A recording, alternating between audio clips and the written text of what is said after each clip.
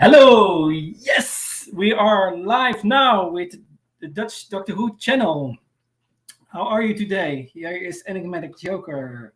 Today we talk about the 12th Doctor, Peter Capaldi, but we can't do it without a panel. And we have a new guest on this channel.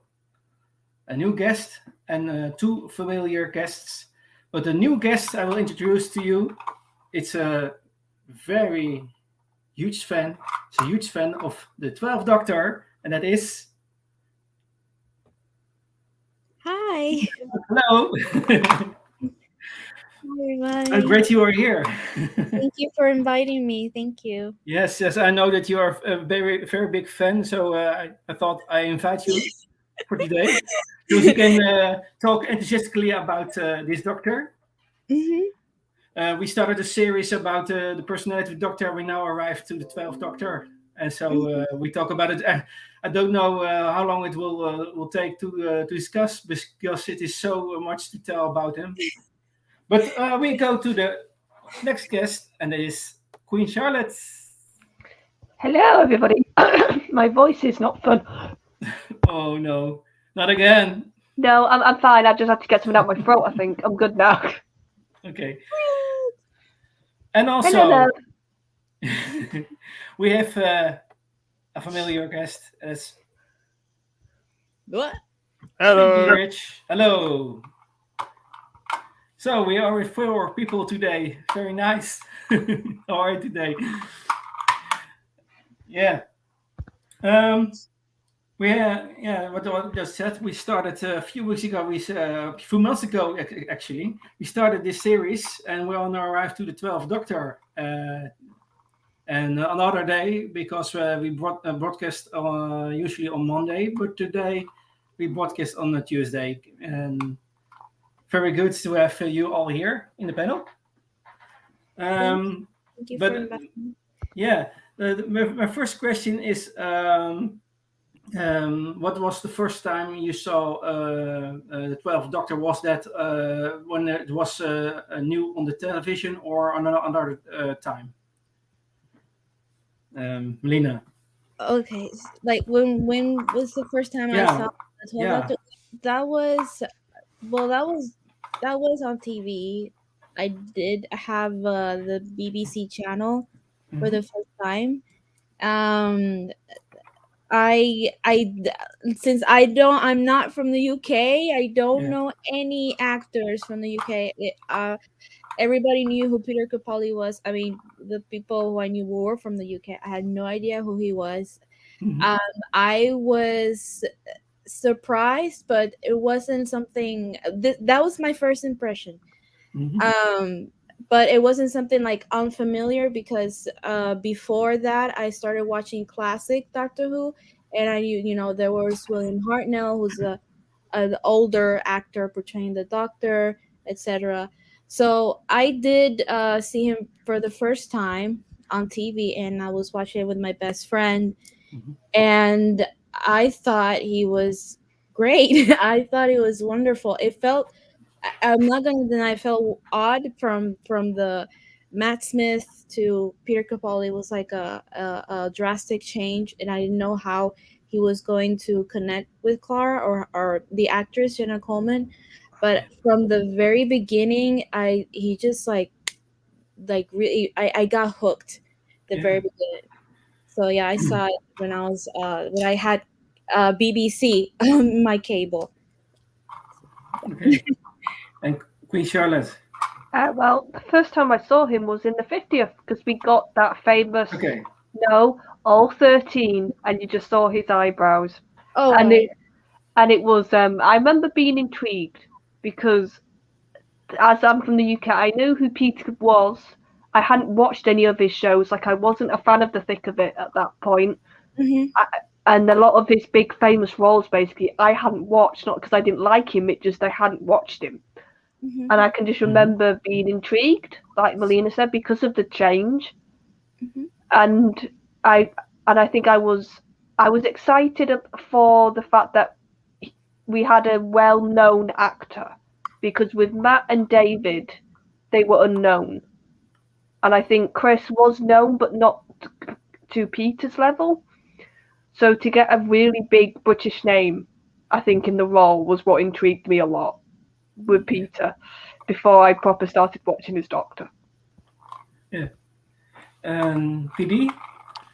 Yeah, the first time I saw him was in the 50th, saw his eyebrows. I also saw him as Cardinal Richelieu in the Musketeers, and I was thinking, how are we going to do this? This guy normally plays bad guys. Everything I've seen him in, he's always playing the bad guy. It's like, how are we going to have him as a good guy now?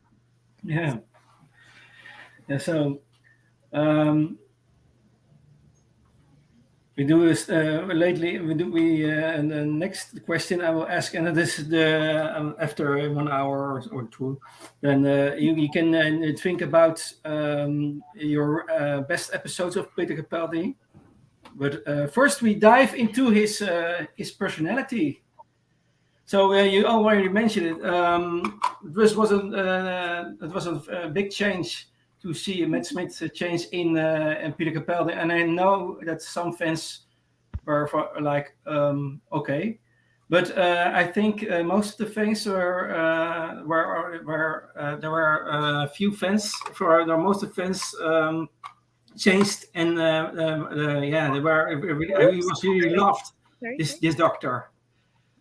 But yeah, I can imagine that most of the people thought in the beginning, that old man after Matt Smith. But for me, it was very surprising, this actor, and I don't live in the UK. Mm-hmm. I live in the Netherlands. So I don't know many British actors, but yeah, I did some research, and I had a good CV. Is it called that?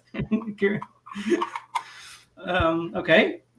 The beginning is the deep breath, the first episode, and he's starting his life as he was a little bit cynical in the beginning, and brutal honesty and fierce internalized anger. It was also the first Doctor with no baggage, except for the Time War. He knew that the Calafri was already saved, so he had not the same baggage as the previous Doctors. But what characteristics do you like about this Doctor, Melina? Where do I start? Here we go.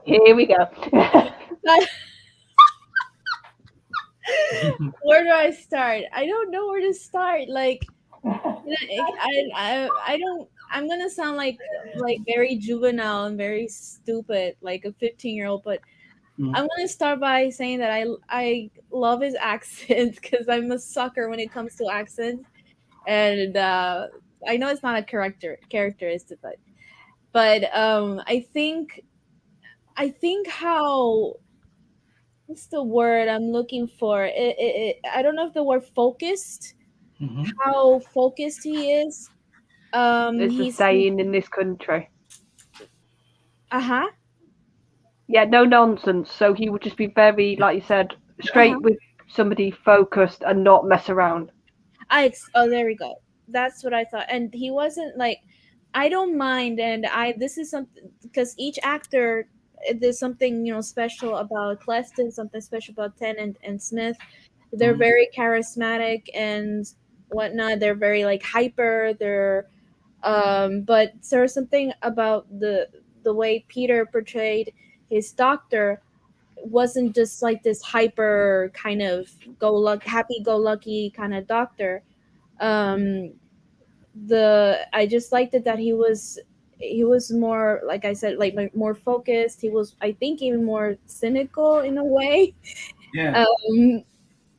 He was more cold, at least from the beginning. It was cold. That's something that really, I know it sounds weird, but that what really attracted, like, to me, like, because it's something so different, so shockingly different, but change can be good. And one of the things that I absolutely enjoy is that I feel, and I don't know if anybody will agree with me or not, I feel like he's more doctor-y than the other, like Smith and Tennant and Eccleston. I feel like he's more Dr. E than because and that is in Peter Capaldi because he's told many times that he's a huge fanatic of Doctor Who ever since he was like what 6 years old, something like that. That's right.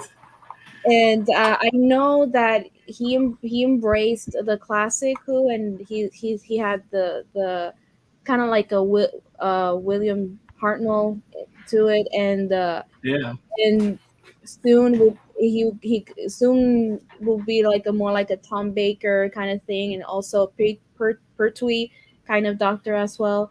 So that to me was one of my favorite things about how Peter portrayed his doctor. Okay. And also quickly, like something that he looked, I guess I don't know if the word is lost, but the because one of the first questions that they asked was, what am I a good man? And I Yes. love that he was more, um it was like a journey for him. He says yes, he there's a new face, a new body, new experiences or whatever. So that's why this doctor was more cold, more focused, more pensive, more cynical even. And this is one of the things that I love about Peter Capaldi, at least for the not for the eighth series that started. Yeah. So, mhm. Yeah, it's right. I can agree with the fact that Peter Capaldi had some classic doctors in one. Yeah, Yeah, exactly. yeah, I know. And for you, Charlotte, Well, I've got to what, be. yeah, I said I've got to be honest. I I struggled a little bit at the beginning in his first hmm series yeah, because for me it was a stark difference. That's Mhm. sort of what Melina was talking about. That he almost came across as uncaring at times. He almost Mhm. came across a little bit too harsh. But I think once you got to his second series and definitely his last series, I Mhm. warmed a lot more to him because I was sort of seeing that all that harshness, all that sort of I don't want to deal with emotions he had in that first Mhm. series. It was a shield, and it was because I say now in hindsight, Peter's Doctor is the most vulnerable Doctor because when he showed his emotions, it was always very raw. Mhm. Like the others had those moments, but I think Peter's just had that air of you really were seeing the sort of scars and the damage, hmm and Mhm. that's why I think the moment I properly clicked was the Zygon inversion two-parter oh yeah, because you saw that damage and that hmm speech he gives. Mhm. And there's a reason why a lot of people talk about that speech. Mhm. hmm And that's because it's stark, it's in your face, but it's talking about something that you need to be stark about. And when he's talking about war, like, Mhm. yeah, like there's certain doctors I can always think of certain lines about, or I can sort of recite a little bit of it. And that speech when he says about how when I close my eyes I hear the screaming, and he says about how when you fire that first shot you don't know, and all that evocative language, and it's the way Peter's performing it as well. I think that is always going to connect with me, and it's hmm something that even now in the last couple of years I keep going back to that speech yes, because it's talking about how war damages, how that has that lasting effect, but yeah, also the beginning when he's saying, "Oh, you screaming kids, you're all the same," and he's talking about the Zygon. Because let's be honest, he's that speech is talking about how every revolution thinks they're the first. Every revolution thinks they're going to be the good guys at the end, hmm but you just become what you hate, and that's what I get from the beginning of that speech when he says, like, "What are you going to do with the people like you? Like, what are you going to do with the protesters, basically, who are Mhm. going to be just like you are right now?" And I just think so much vulnerability, like I said, so much pain on the show, yeah, and so it's the Zygon speech, and when he's begging the master in the finale. By the way, the being speech kind. is that written by Stephen Moffat? The speech? Yes, I think he wrote the Zygon two He's a parts. very good speechwriter. Yes, Oh yes, and you saw that with Peter, and obviously Yeah, in the delivery. yeah, and like I said, the one when he's talking to Missy, yeah. when he's saying, "I don't do this to win." Like I know, basically saying, "I know I'm going to lose, but I just stand up and I just do it because it's kind." And like I said, there's so many little speeches of Peter's that I can just go back to. But you are all invited to the wedding of.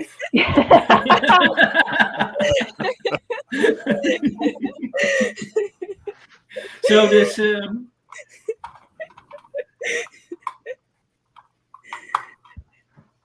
We already said that Melina is a very huge fan. So yeah. So, No, like I said, so that's me. It's the vulnerability. It's that the scar damage. It's the war. It's the sort of fighting, even though he knows he's going to lose, of the doctor near the end. Mm-hmm. And how is it for you, PD? This doctor. What is your strong points of this doctor for you? I didn't think he became a very strong character until about series 9, but I don't think that was his fault. I think the show was too Clara-centric until series 9. And when Clara took a back seat, I think he became the Doctor. And I think that was the best time. And I think I thought he was really strong in The Magician's Apprentice when he turns up on that tank with that electric guitar. Oh, that is the midlife so crisis is my favorite bit. Turned out at the midlife crisis, it was like brilliant. He just turned into the Doctor. The sonic glasses and the sonic specs, everything. He just became the cool Doctor.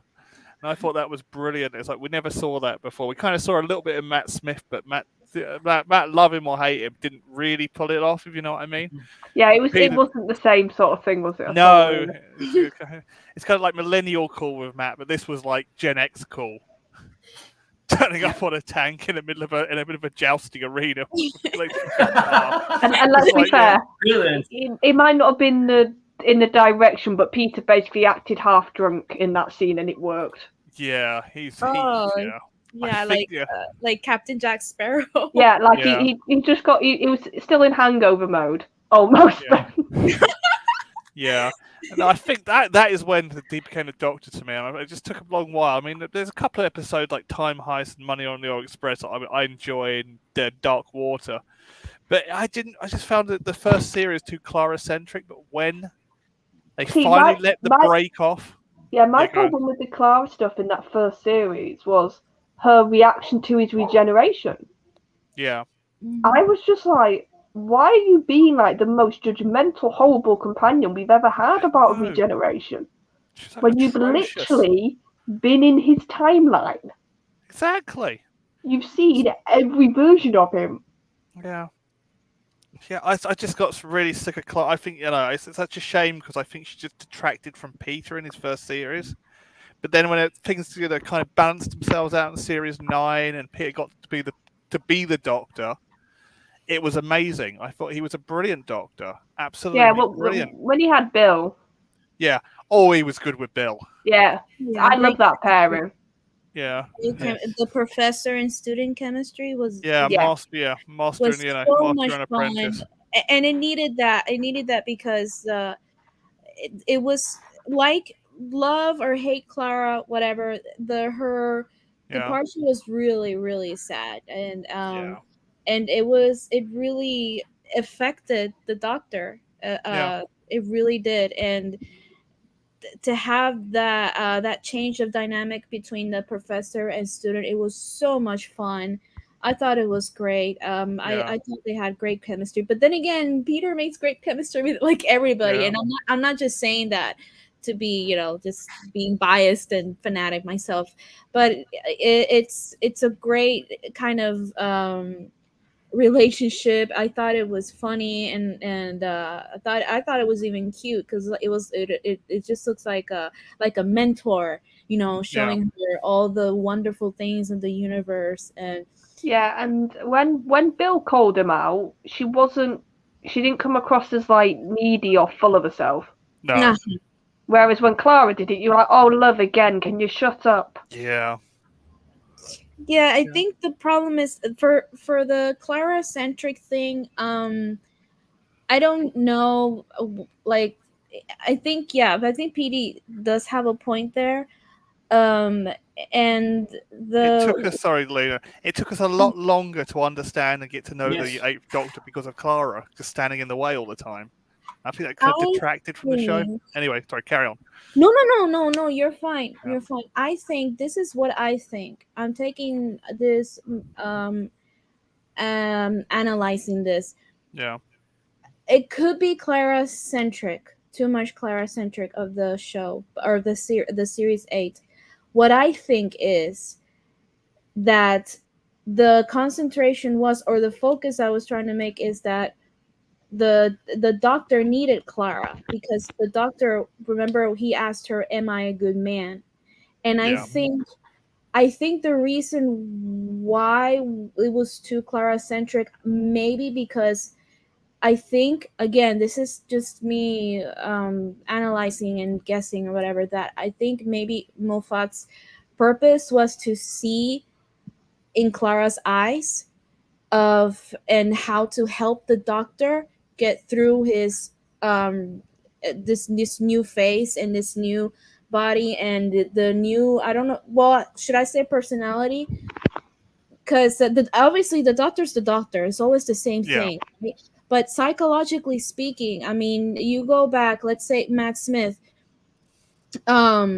doctor, the 11th Doctor, he suffered a lot. He was 300 years in Transolar, right? 300 Yeah. years. He saw deaths. He was war.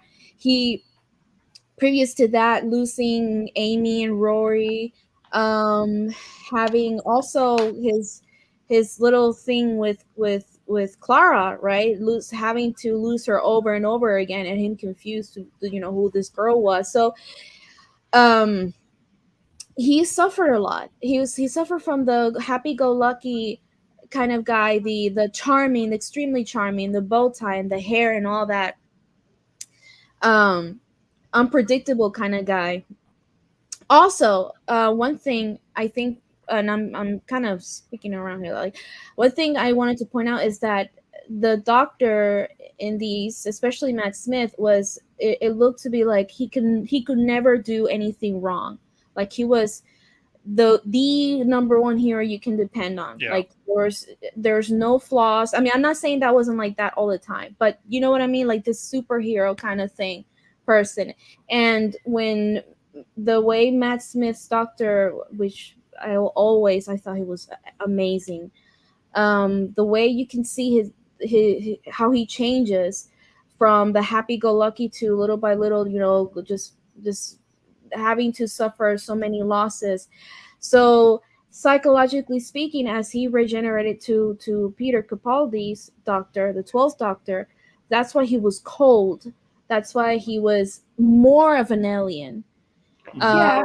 I've It's often, also because it was a great reset as well. He was resetting his regeneration, so he kind of reset the Doctor reset slightly back to kind of more Bill Hartnell kind of tendencies.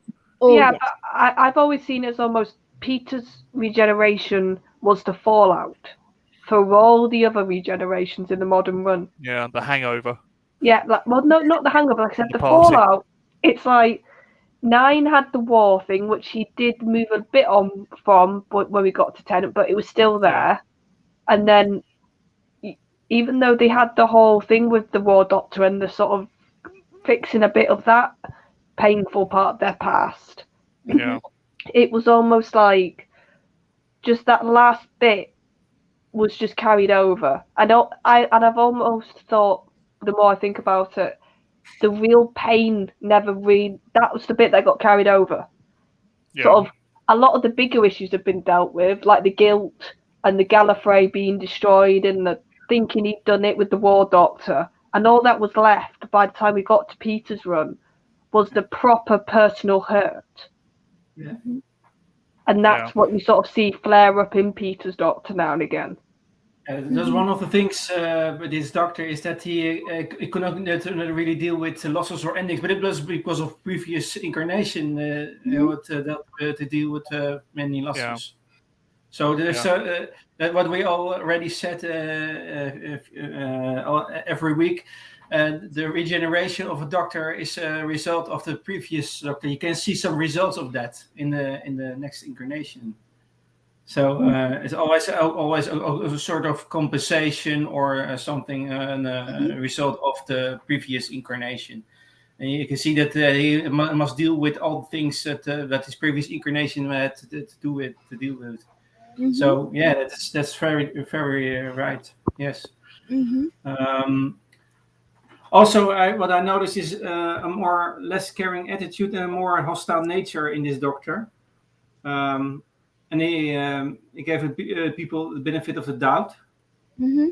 And however, after embracing the idea of being idiots in Dead of Heaven, the doctor employed a cookier demeanor after that, and with help from Clara Oswald also, indeed, tried harder to be social. So Clara Oswald was sort of mentor for him. Exactly. That's funny when you mentioned about Bill. First time Clara was the mentor of the doctor, and in the second case, the doctor was the mentor himself, and Bill was the pupil. So there's some role changing in a series from series 8 till 9. So and this doctor was looking for himself to be more social, and that was with the help of Clara Oswald. Mm-hmm. And so after Clara, you have also the Bill. His memory of his loss of Clara is wiped, and after following his final night with River Song and the husbands of River Song, he finally accepted that everything has come to an end. So he accepted some things. In the beginning, he couldn't deal with losses, but in the end, he was more acceptable for things. So that I noticed. No longer paranoid of the inevitable. I sort of mellowed out, didn't he? He became more relaxed, yeah, Queen? Yeah, so he sort of mellowed. Because you can see because we've never really got told how long he was at the university, but you got the impression it was for quite a bit of time. Yeah, right. You're right. Mm-hmm. You're right. And one thing I wanted to add was that the reason why the 9th series was so great and people were like praising, I mean, Peter was great from the beginning, but that, from the very beginning of the 8th series is because of his, oh my God, what's the word? What's the word? Epiphany. He had an epiphany moment. Remember that when he accepted who he was and he said, "I'm just an idiot in a box, in a blue box." With Missy. When he's like, "I'm not a hero. I'm not this. I'm just an idiot in a box." Bye, Kelly. Bye, Kelly. Hi. Thank you for joining, Kelly. And I think that was the aha moment. Like, oh, I know who I am, because he didn't know who he was. It's a very difficult journey, and I think that's why the 8th series could have been seen in a way that we were looking at from Clara's point of view, from Clara's eyes. She remember the mummy in the. I love that episode. That's a great episode. It wasn't written by Moffat. It was Jamie. Was his name Jamie? What was his name? The one who wrote the mummy from the Oriental Express. Wasn't that a Whithouse episode? Toby Whithouse. Toby? Oh, okay. I don't remember, but I know it wasn't written by Stephen. Oh no, it wasn't Stephen. It was a great episode. I loved it so much. And that was supposed to be like the last hurrah between her and the doctor. And when what was the Clara asked? Clara asked him something like why'd you save us, or something like that. I don't remember, but I know that Peter or the 12th Doctor said that he had to sometimes there are bad decisions, right? But you have to make them anyways. He had to let those people die in order to find out what was happening. You know, how to defeat this creature, this monster, this mummy, and he had to let that Jamie happen. Matheson wrote Thank Yeah, you. yeah. Yes, yes, yes. and yes, Flatline. Thank you. So it's a He series. wrote Flatline, right? Oh, that yeah, but Flatline. that was after the Mummy Oriental Express. Flatline was, I thought it was a great episode, especially that speech. Then like, I'm the doctor. Uh, I'm the man who fights the monster. I'm the man who fights the monsters. I love that so much, and that moment when he takes out the sonic screwdriver, and I thought that was great. That's something. And I'm sorry I know we're talking about 12 and everything like that, but that's something that I miss about Doctor Who now. That feeling, that I don't know, that heroic moment when Yeah, he that moment that you're with the Doctor completely. yes, thank you. And that moment that you know this is the Doctor. And something that I love about how Peter did his Doctor is that he made it his own, and you know that this is him, this is what he's about. And this is part of the self-discovery of 12 in this during this series. And I think that's why it felt a little more Clara centric. And I agree. I actually agree. There were moments that I couldn't stand her, and there were moments where I'm okay with her. But the problem was that she wanted to be like the Doctor a lot, and they're Yep. both too similar, extremely too similar. And it's just her kind of helping him to discover himself, and to see and just to see it in the human normal human eyes, through which was, you know, Clara.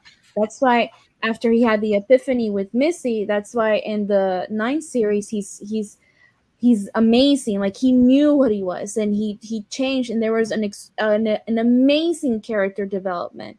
Have you noticed there was a great character development? He made more jokes. He was more loosened up. See, even the costume, you can see how it changed from the button up, you know, kind of jacket, suit, very tightened, from the more loose kind of clothes, you know, wearing a hoodie and a t-shirt. By the end, he looked like a rock dad. He had like the hoodie. Yes. He had everything going a lot looser. Right? So Yeah. it's a great character development, I think, and that's when Yes. he knew, this is me, and it became great. Yes, that's what I meant. What I said earlier. On the Doctor became more relaxed. You can see it in his actions, but also in his clothing. He became more adventurous and a kinder approach to handle things, situations. For example, in the Return of Doctor Mysterio, you see more that is more kind in his approach to handle things. And he was also a weary man sometimes, who would succumb to despair when pushed to the brink. For example, in The Girl Who Died and in Heaven Sent, a very famous episode. Heaven Sent. Oh God. Okay. He's in the top 5 list of mine, but I don't say after a while we will discuss the top 5 out of person top 5 ratings. But I can already say he's in the top 5. Heaven Sent. I agree 100%. He made me cry. He made me cry. I think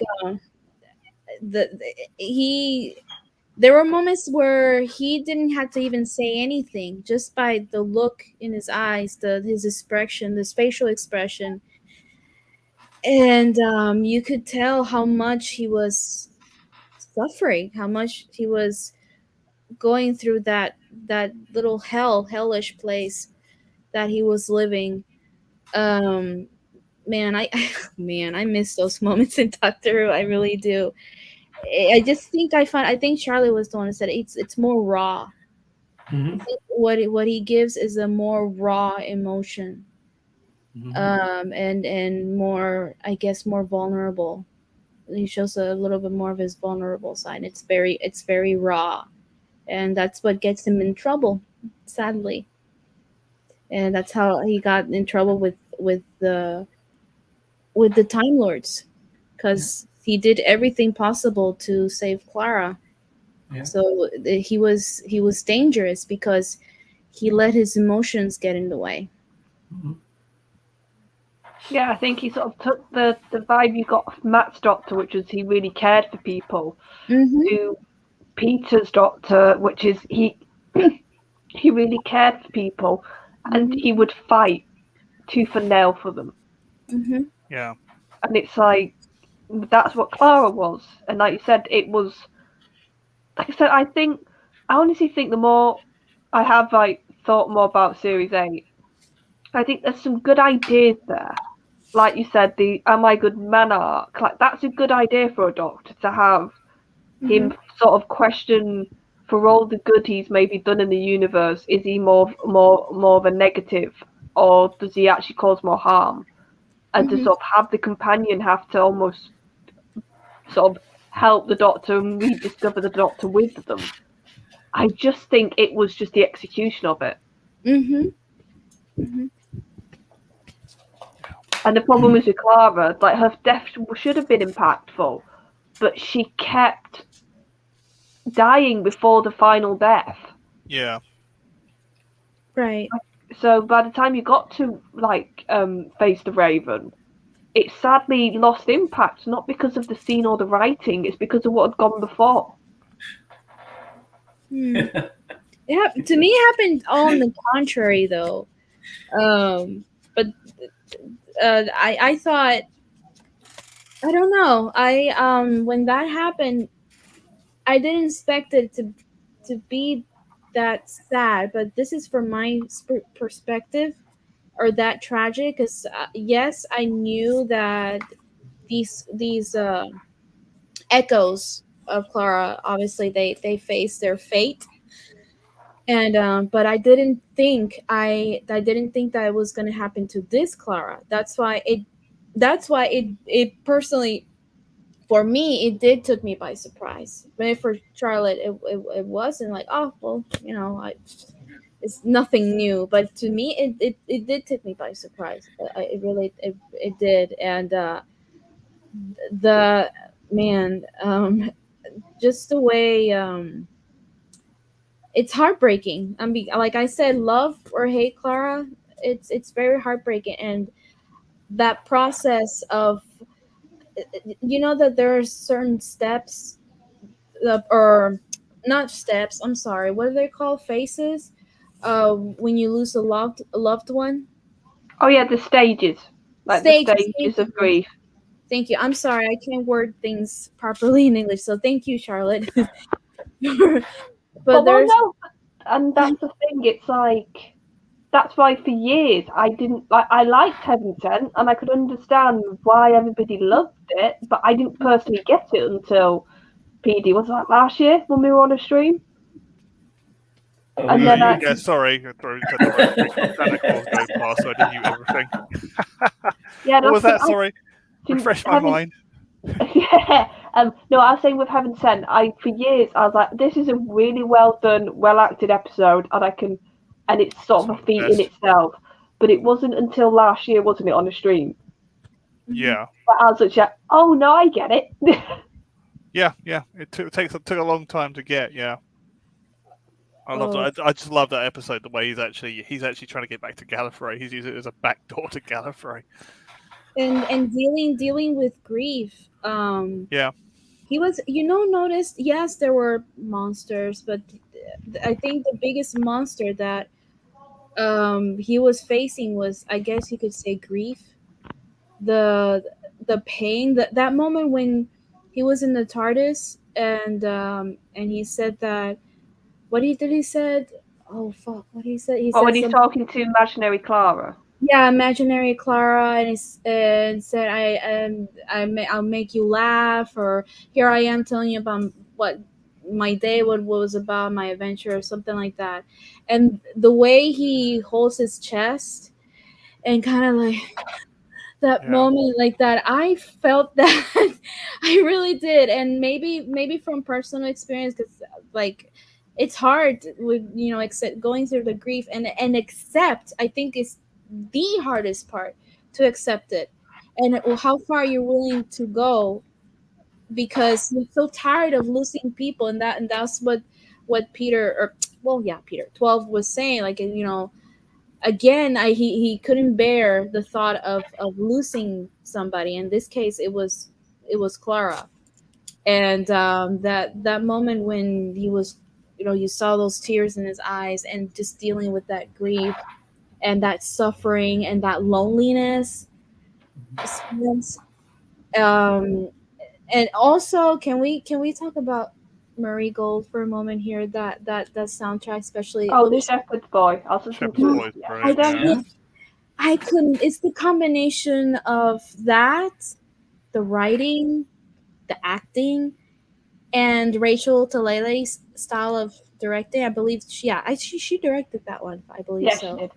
Mhm. Um, I thought it was so spectacular. I cried. That man made me cry. I never cried that hard in my entire life. I mean, starting watching Doctor Who, I cried with Cleston and Tennant and Smith, but I don't think I cried this hard, because it really impacted me, and maybe in a personal level. But he's such a great actor, and this episode is something that it's one of the best episode of the Doctor Who era, from the new Who. I'm trying to say, I Mhm. to me personally, I think. Oh, And yes, because I think obviously in the Doctor has dealt with grief before, and the show Yes. has.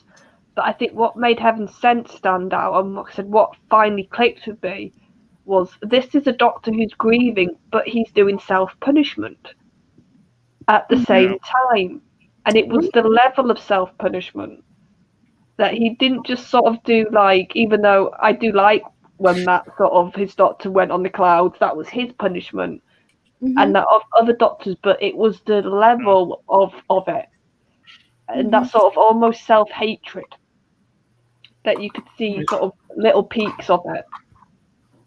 And because for years I was like, why Clara? Why is he suddenly freaking out now?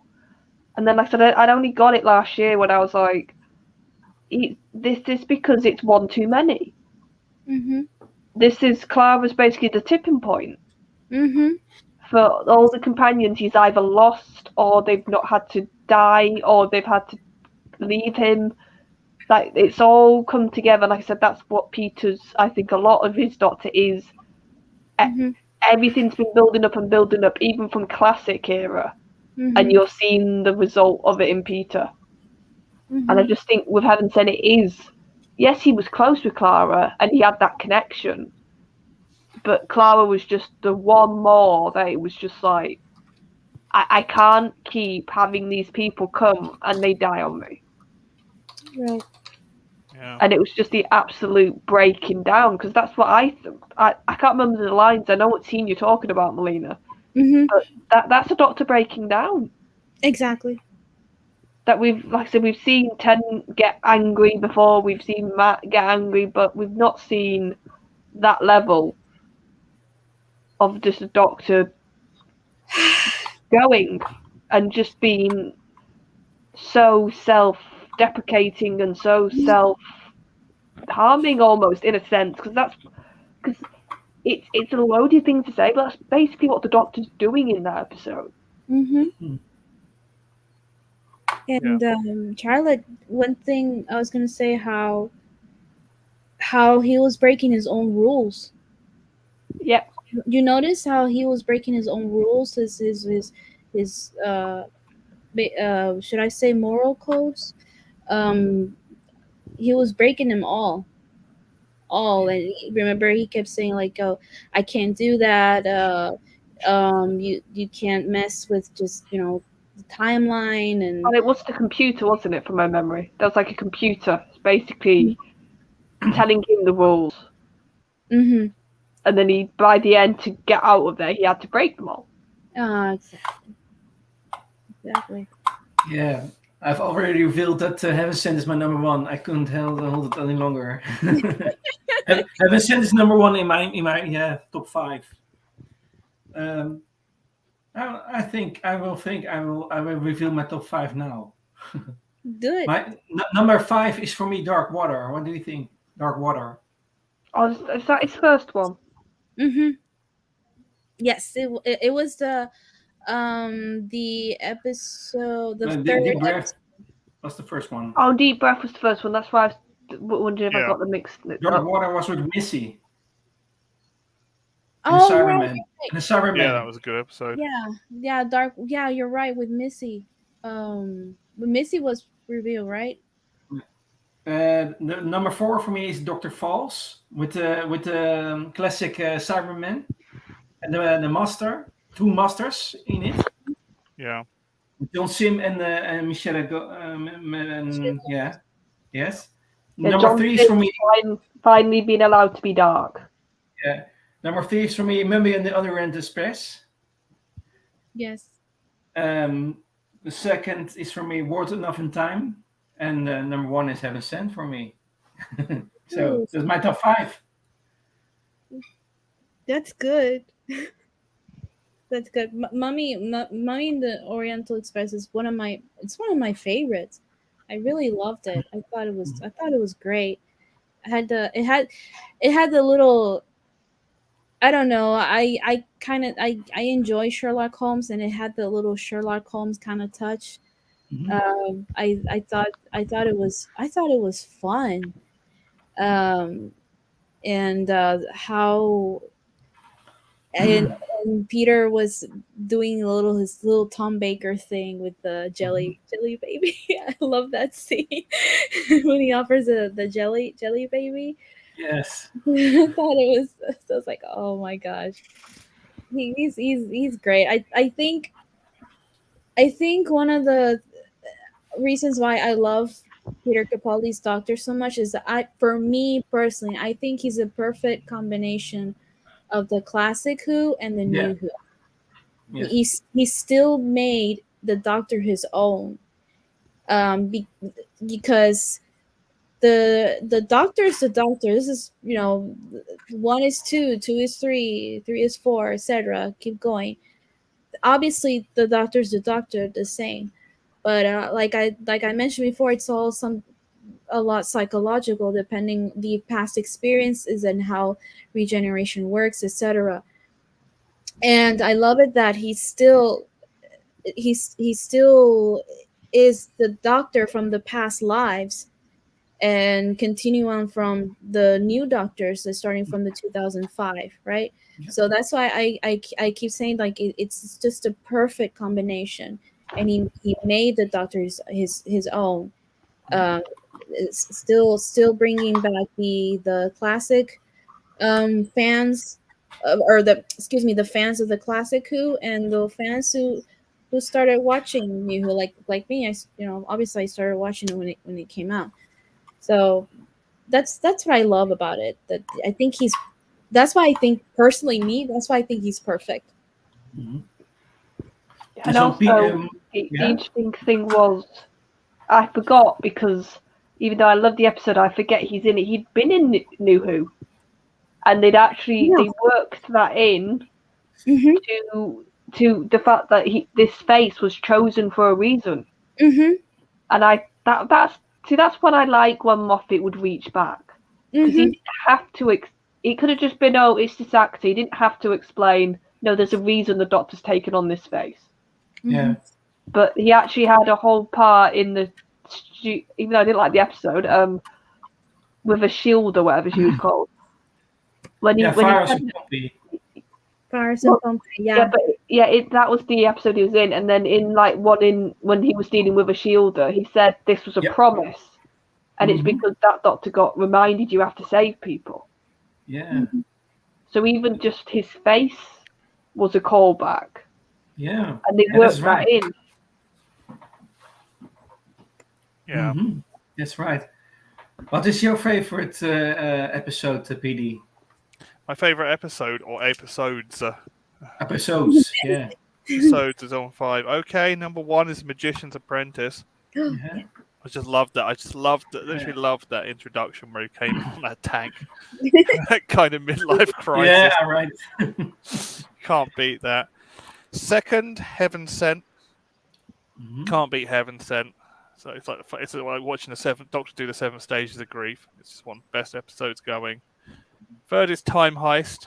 It's the first episode. I think I liked Listen, but I liked Time Heist more. Time Heist, yeah. It was the first time. It was like the first time I thought, yeah, he could really, he could pull this off. And it was a bit Clara Light, that episode. So. Fourth, Money on the Orient Express. I just loved that episode. It was just such a classic Doctor Who episode. And 5 is Diagon Inversion, because you can't beat that speech at the end. It was amazing. Speech really is epic. It's very famous. And I think World Enough and Time gets a nod because that was a good episode as well. Yeah. The 12th Doctor showed less restraint than his predecessor and would get frank and physical with others. For example, in the Robot of Sherwood. Yeah. And even claiming the master that he was always angry. However, behind his cold exterior, he was extremely self-reflective to the point where he even questioned whether he was a good man. It was a question he always asked himself: "Am I a good man?" For example, in Into the Dalek, and also in the Mummy on the Orient Express, you can see it. And then Clara also felt that there were several layers to the Doctor's emotions. And the Doctor himself was well aware of the fact that he often found himself in situations that forced him to make terrible decisions, also in the Mummy on the Orient Express, and believed he was overbearing, manipulative, and consciously aware of his own intelligence in Time Heist, by the way. Love it. And eventually came to the conclusion that he was neither a good nor a bad man, but rather just an idiot with a box and a screwdriver. Just passing through, helping out, and learning. So that he's very self-knowledge. He's very good, I think. And he's soft to himself. What softer to himself in the beginning. And he later added that he was just a bloke in a box telling stories, in which is familiar. Yes. And a scary, handsome genius from space in Smile. Oh, I didn't like that episode, but No. I thought I mean I wasn't a big fan of the episode, but I don't know if could I say tolerable? I think it was tolerable. I don't like saying that because I feel bad because Peter is there, right? But I think what made it so enjoyable was again is the 12 and Bill. I really enjoy those two, and I think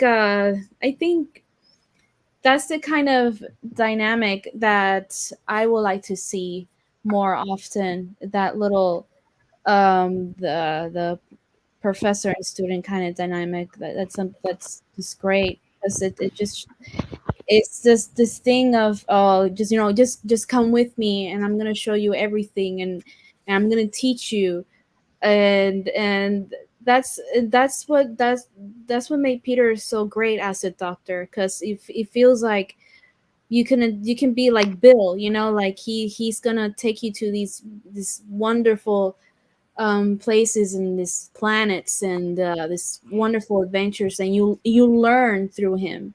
That's what I loved about this. See, I really liked Bill's little realization at the end when she reads the outside of the TARDIS at the beginning, and she's like, "Oh, phone call," and then at the end of the episode, she realizes, "Oh, you're the help." And I love it that she starts in the episode looking at the TARDIS and reading the sign, doesn't she? The sort of please public phone call. And I can't remember what she says right at the beginning, but at the end you could tell she's been thinking about it throughout the whole episode. And then she goes, "Oh, You're the help. And I just think that's what, when Moffat did do meta sort of commentary like that, I loved it. Mm-hmm. Because I've always liked it when companions start to work out the Doctor. I always find that really interesting, actually. And I like how hers was different. It wasn't so much like with Amy, she realised with Matt, it was the loneliness she clicked, or the sort of the wanting to help children aspect. Mm-hmm. With Tennant's Doctor, it was Martha sort of clicked with the sort of longing for home. Mm-hmm. And like they all clicked something, and I like that Bill's clicked was, oh, you don't go, people come to you for help. People phone you for help. That's why you've got a phone box. And it was just a lovely little commentary that I loved when Bill realised that. Yeah. So the Doctor also hoped to one day find Gallifrey in the series, and he reacted with devastation. We can see that when his hope of finding it turned out to be false lead in the Dead of Heaven. Yeah.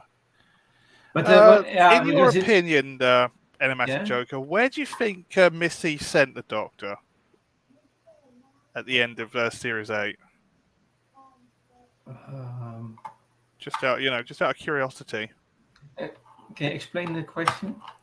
You know, the Doctor went in Series 8. Missy gave him the location of what she said was Gallifrey. Where do you think the Doctor said? Where do you think she actually sent him? Because it wasn't Gallifrey. No, I really. Yeah, I must think about it. Yeah. Good question.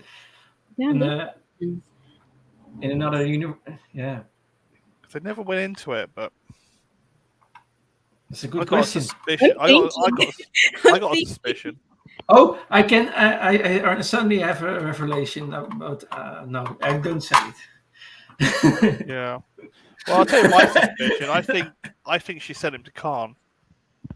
Okay. That's what I think. That's why you see the Sisterhood of Khan in Series 9 and 10 a lot. And the reason for that?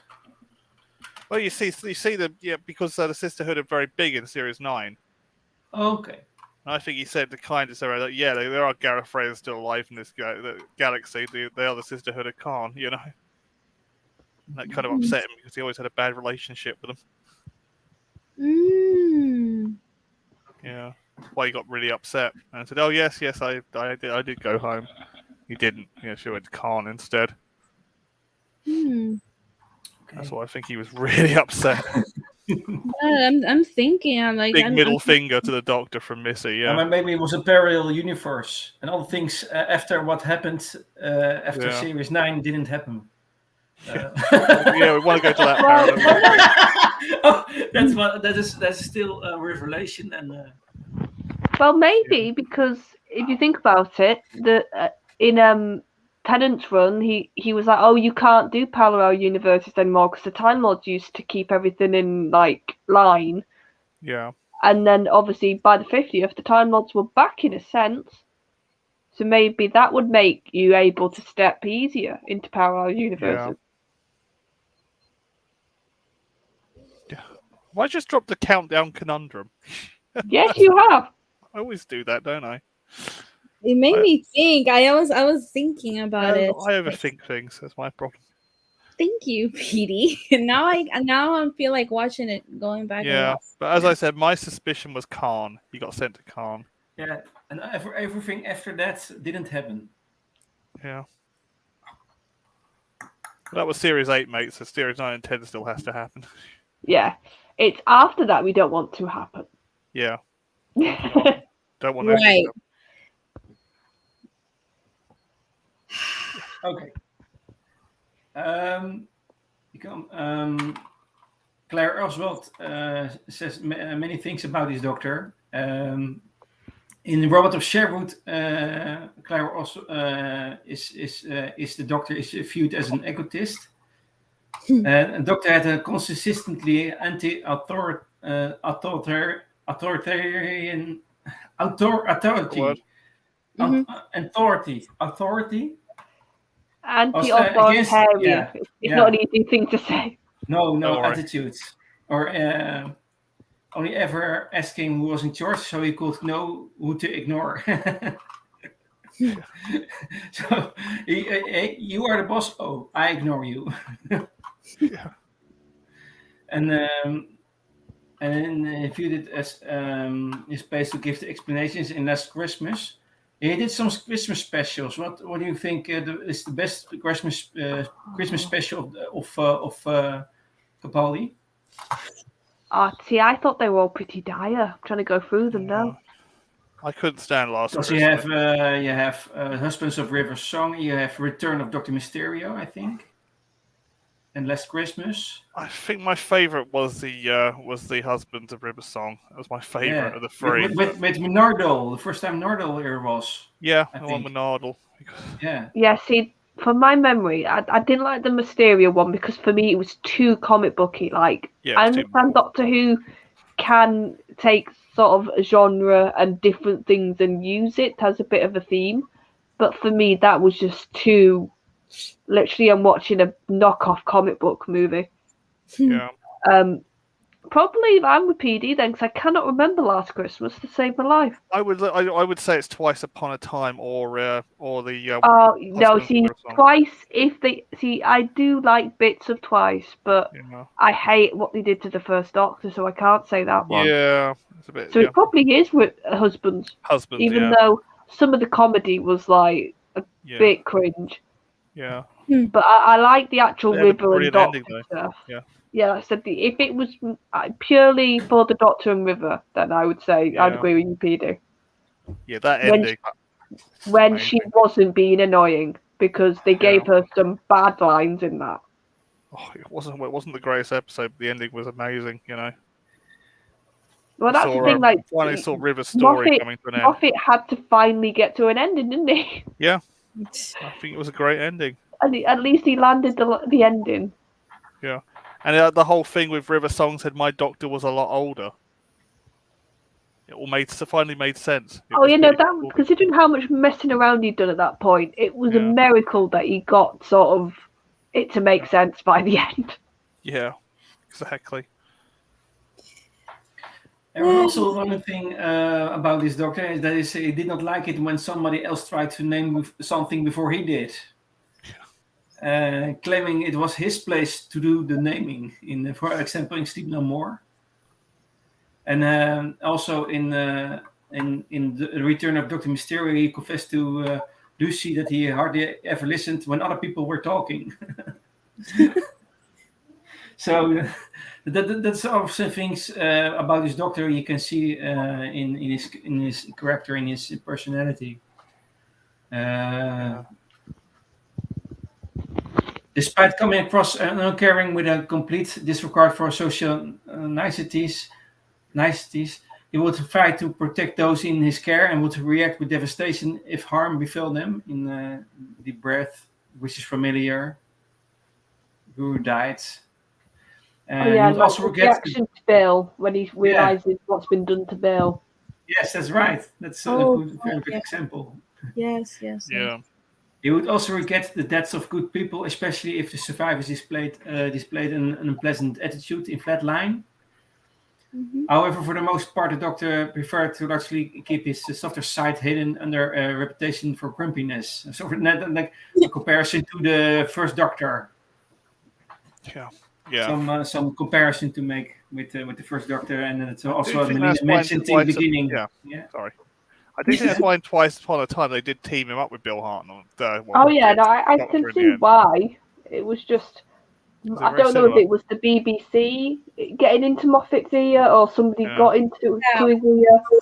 That's what I felt like. I there were moments where I felt in series 10 that it's hard to explain, but sometimes I don't know if it happens to some of you when you're watching a series, a movie or whatever, you feel what the writer is feeling while writing a specific scene, a dialogue. It's hard to explain, but I felt with series 10, I felt like Moffat was just whatever, like burned out. And I I feel like BBC were just, it's like the annoying boss, the annoying like my boss. David, yeah. Ooh, Well, it'd be Piers he Wagner. listens Yeah. now. Oh, that boss that's always like, okay, now do this, now do that, now I want you to do more of this, not good enough, that kind of thing. I Yeah, no, felt yeah, I'm sorry, Charlotte, go ahead. well, no, I sort of, just to add, and you can carry on. I felt certain bits that were almost mandated, Yeah, exactly. and when it was certain lines and certain scenes, Mm-hmm. but then there were other scenes where they felt like almost Moffat at his prime again. It was odd. There we go. That's what I felt. That's how I saw it. I don't know, and I don't know what was going on, but I knew that something was going on. I knew something was not right. That's why it was very disappointing, and not series 10. I guess I was more mad at BBC, because I felt like they were forcing some things on Moffat that it did not feel natural. Do you know what I mean? It felt like some of the things were forced, and Yeah. sometimes Bill, Forced diversity. Yeah. there were moments where I thought, okay, the romance between her and Alex was her name, the alien girl. Oh, I can't remember, but I know Puddle Girl, as I called her in my head. That was like so random and so, what it to me was a, okay, because it didn't look it surprised me, because compared to Madame Vastra and Jenny, I was like, that's really good. I mean, you had the romantic tension, you had the thing, building up like any kind of romance kind of thing. And it felt natural. It was very well written, and it was just like any typical romance for me, right? But in this one, if with Bill, and I think her name was Alex or Alice, something like that. It just was like, huh? I don't know. It Oh, because was. I can remember in the same episode I got the whiplash, actually. It Mhm. was thin ice. Because I can remember looking at the Oh. screen Mhm. and going, I'm sorry, London wouldn't look like that. Yeah. And it just really took me out of the episode. And like even the doctor having a few lines to be like, oh, history is a bit more diverse. I can't remember the exact line. Yeah. And you think, and I was just like, God, that's been written by somebody from the BBC. Yeah. And then, That's a Piers in, Wagner job. Yeah. and then, yeah, it just felt like somebody'd gone in like in the dead of the night to his scripts and Yeah. had like added a load of rubbish lines. But then in the same episode, you get that brilliant moment when Mhm. when Bill says, "How many people have you let die?" Yeah. Or how many people have you killed? Or how many? Like I can't remember the exact wordings because for Capaldi it's been ages since I've watched some of it. But she Mhm. based and the doctor doesn't cower. He goes, "Well, there comes to a point when I have to just keep on going. I can't step Yes. back and count." And Mhm. even Bill sort of goes, "Okay," but she's not happy, and that was such a good doctor and companion typical moment. Mhm. Yeah, that's right. But then I said in the same episode, you got the forcedness of this half of this cast, the background cast, and then him literally having a massive speech against a typical racist bloke and punching him, and I was just Yeah. like, what is going on in this episode? Yeah, I agree, Charlotte. That was, I do admit, I kind of enjoy the punching part. Yeah. For me, I think it was, I at first I was like, oh, okay, what's going on? But I think I got, there was some small satisfaction at that punching part, for Oh yeah, maybe. no. Do you know how I think it would have worked better? Take out the speech and just have him go up and punch the guy. Right. Because then you would have just gone, okay, that's the doctor. He doesn't like the fella. He's just going to go up and punch him. Thank you. There you go. That there you go. But that's why series 10 is it had its flaws, but I felt like the flaws was not because of Moffat. I felt like it was because BBC they wanted full control, and Yeah. they were insisting, okay, we want this, we want more diversity, more this, more that, more, I guess the word woke, more wokeness, because that's what it felt to me. And it bothered me because, like, well, Doctor Who was just fine. I mean, it spoke about every kind of subject, a situation, etc. Climate change. Well, not climate change. The episode of, not my favorite episode, but the one, what's it called? Oh my gosh, what's it called? The forest in Forest Oh, yeah. forest. Yeah, that one. He did mention it wasn't climate change. It was about, like, protecting the earth. Yeah, like Mother Nature sort of thing. Mother Nature. In the So, forest at night. It was Forest. Mhm. with Danny Pink, I think, and the kids. Oh yeah, that was that point in time when they were like, let's just keep putting this Doctor with children. Yeah. Caretaker, kill the moon, and Yeah, it was just a bunch of episodes like that, and I was just like, why are you doing this? Yeah, I think they're the three worst episodes of the series because of that. Courtney, let me tell you something. This is one of my. She's in The Witcher now. Oh, don't tell me she's in the what? She was in series 1. She's the she's a Nilfgaardian sorcerer. Oh, she's her. That's her, yeah. She's Nilfgaardian sorcerer. I'm kidding, man, You're kidding. No, that's her. Thank you, PD. Now I won't watch The Witcher ever the same way. Yeah. So when she gets slapped around, I quite enjoy watching it. She's a prisoner in the next series. Oh wow, she learned to act then in between, didn't she? Yeah, she probably had a crash course.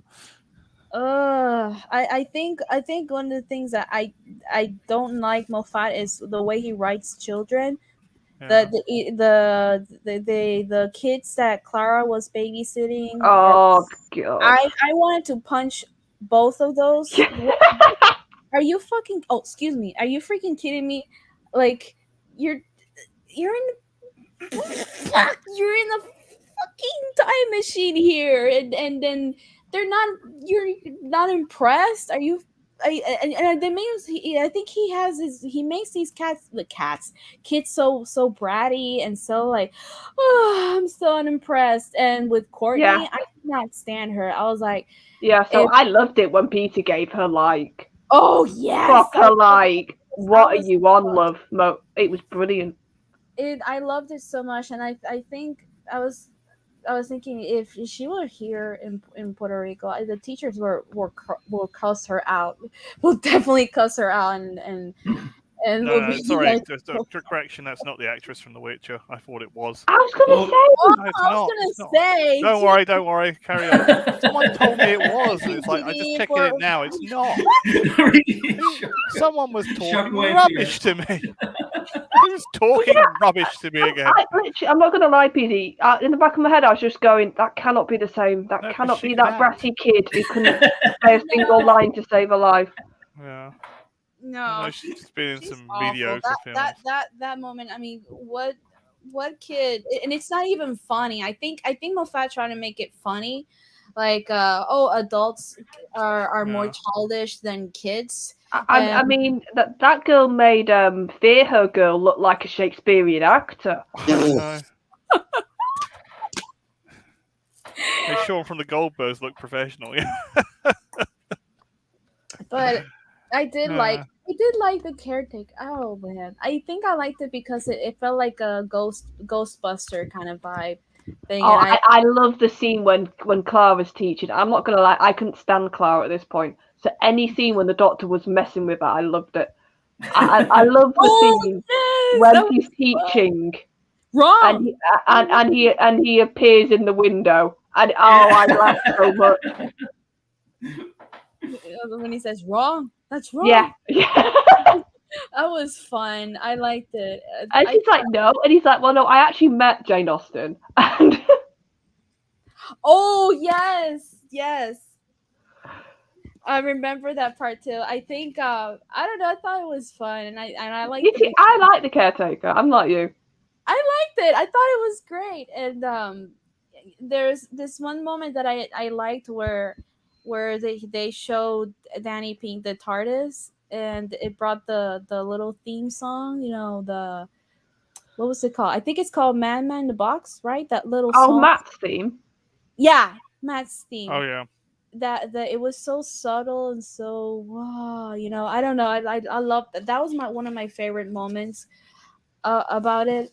But I thought it was fun. I also find it funny every time he just called him a PE teacher. Yeah. Oh yes, PE teacher. He's like, I'm a maths teacher. Just another little update. It was Abby from Oxygen she played. Like, you confused me. Which annoying brat are we talking about now? Nidawi. Darwini. Sorry if I got the name wrong. She played Abby in the episode Oxygen, not the kid in Kill the Moon. Oh, okay. So that's forgivable. That's all forgivable. Yeah, it wasn't a bad episode. People have. Yeah, I know she was in Doctor Who, but I thought, is it a kid? No, it's not the kid. It's not the kid from. It's not Ellis George from Kill the Moon. Who played Courtney Woods. She played Abby in Oxygen, so that's fine. I knew she was in Doctor Who, but so stand down, red alert on that one. It's fine. Oh.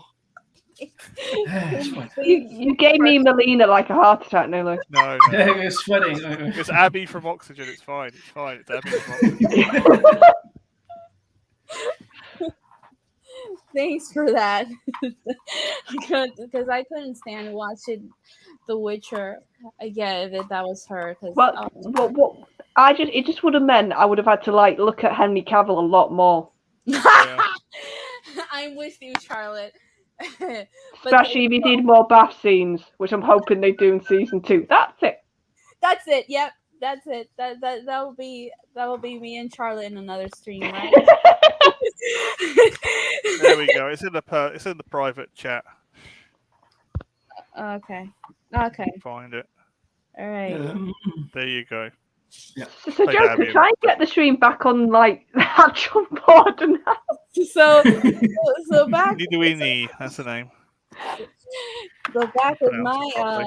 So, by the way, to help socialize, you used some cue cards. Oh yeah. We go deeper in the subject social awkwardness next week, but I call it something else. You call it social awkwardness. Just a minute, Emma. Where are we? I thought it was great. I thought the cards were kind of funny. I liked it. It was help for him. Clara was given these cards to him to help. And the way the way he depended on her and knew, and I thought it was funny because Clara made these cards because she knew that he needed it, and it's not the first time that it happens. That's what makes it so much fun. Yeah. And the fact that he does them in the wrong order, doesn't he? Also? Yes. Yeah. By the way, this was a very forgiving doctor. He quickly forgave Clara for betraying him in the dark water, and forgave Bonnie entirely for her actions against humanity in the second version, and even forgave Missy for all her crimes in extremis, going so far as to convince her to change for the better. So he was a very forgiving doctor, this doctor. Good point. I love that line that that Peter, 12, said to Clara, saying do you think I care for what he said? Do you think I care for you so little that betray me will make a difference? Yes. That part, I my God, I thought, I was like, that's it. Please. I was like, I'm free, I'm single, please. I was I don't know. I felt it. I felt it. My heart was racing. I thought that was great. And then, of course, he had to add that part. It was like, no, not the eyes. How do you do that? Inflate. I thought that part was funny, but it's true. You know why? Because he cares a lot, and even though he doesn't like showing it, but that's in series 8. It was when little by little he was showing his affection. Stop it! Stop hiding.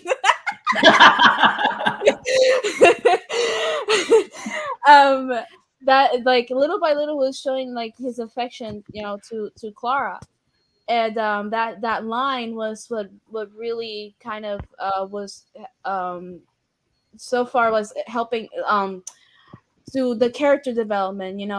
He was opening more up, his emotion. He wasn't so closed, he wasn't so cold.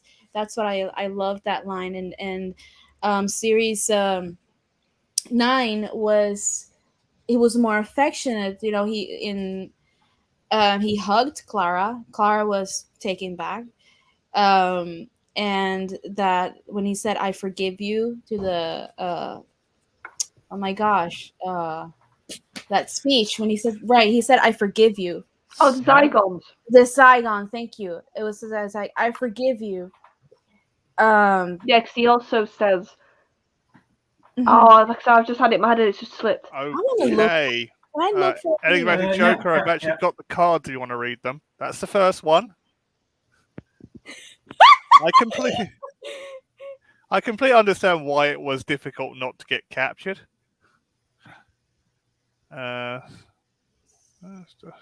See, this is the fun of tech now. Oh, is it stabilized? Yeah, it's stable now. Second one. It was my fault. I should have known you didn't live in Aberdeen. We all know what that's a reference to. Sarah Jane Smith. Jane. Yep. Oh yes, that's right. Sarah Jane dropped her in I know Aberdeen. this. Oh Yeah, my it was a reference to Yes. classic. It's a My classic Who. gosh. Tom Baker. Yes. Exactly. That Dropped her in Sarah Aberdeen. Jane Smith. Yeah. Oh man, that was. Because you Yeah. also see that in Sarah Jane Adventures is there a reference also to, you set me off to Those in little Aberdeen. moments, those little details, I know. right? Isn't it like it's so great? Those moments, man. Oh, I'm feeling very Yeah, I know. nostalgic all of a sudden. Sarah Jane. Scrolling to free. Like I didn't want to imply I don't care. But you don't, Peter, because you're 12. And the fourth and final one. Final. Yeah. No one is going to be eaten, vaporized, exterminated, upgraded, possessed, mortally wounded, turned to jelly. We'll all get out of this unharmed. Yeah, brilliant. Oh, that was great. I love that bit. That's It's one the of my cue cards, favorites. yes. Yeah, Oh. see, that was Moffat's dry sense of humor. Yeah. Yes. Oh man, I miss those moments. I want to go back and watch them. Now I feel like going back and watching them. It's funny though, because when I go back and watch them, I feel. That's what they were. Oh, you knocked her off. I only stopped sharing the screen. Yeah. There we go. Kick me out. Well, no, you're down here with me. Okay, you're in the basement with me now. That's fine. Okay, right here. But I think those little those little humors, those cute moments, I thought it was great. It was funny. And how awkward he looked, and so alien. He was such an alien. That's what I loved about it. You can tell he's not normal. Like he's the doctor. Yeah. He's an alien. That's what I loved about it. It's such a difference. It's a good kind of different from Matt and from Tannen and Eccleston, but still caring, still passionate, still wanting to be a good man, and still never failing to be kind. That's one of the things that I love about 12. absolutely is that he's not perfect. He's not. He makes. There are decisions that he has to make, even though it could mean sacrificing others or losing others or losing something. But if he doesn't make them, nobody will, and that's something. That's a huge responsibility that he feels like he has to do. And he's not perfect. Right, but the decisions that he had to make, but he never fails that to be kind, and he's not perfect, but he's kind, and he does his best to show compassion, and that sense of wanting to help and save uh, people and help them. And I think that's what's so great. One of the great traits about 12, I think. Yeah, he always sort of puts himself last, doesn't he? Yes. Yeah. Yes, and he's not selfish. They look like, well, he thinks for himself because maybe he doesn't care about others. No, it's not that. It's just he knows the decisions that he has to make, and that it's never easy. It's a bigger picture thing, isn't it? Exactly. See the bigger picture. It's exactly. Yep. Yeah. He's also capable to act vulnerable in some way. Mm-hmm. I was also a childish thing about this doctor. You had the doctor requesting a children's menu at the Machines Family Restaurant, The Deep Breath.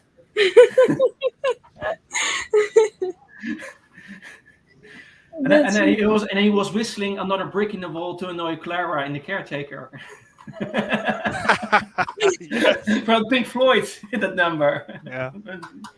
It was doing a victory dance after moving the TARDIS of a train line in flat line. Yes, the little dance that he makes. The victory dance. Oh, you know that the little I thought it was fun. One of the things that I enjoy about Flatline is when he uses his hand, to, like Thing from the Addams Family. I thought that was great. I thought that was funny, but I like that little dance he makes. I love that scene. Oh, I love this scene. It made me laugh so much.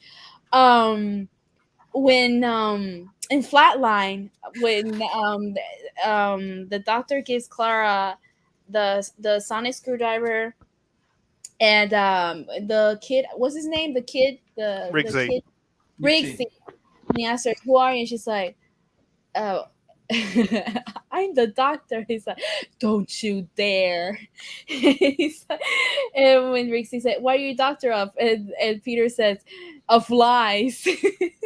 Remember that scene? I thought it was great, and I love the way he delivers his tone of voice, and that the lies. I thought it was great. I thought that was one of my favorite moments of Flatline.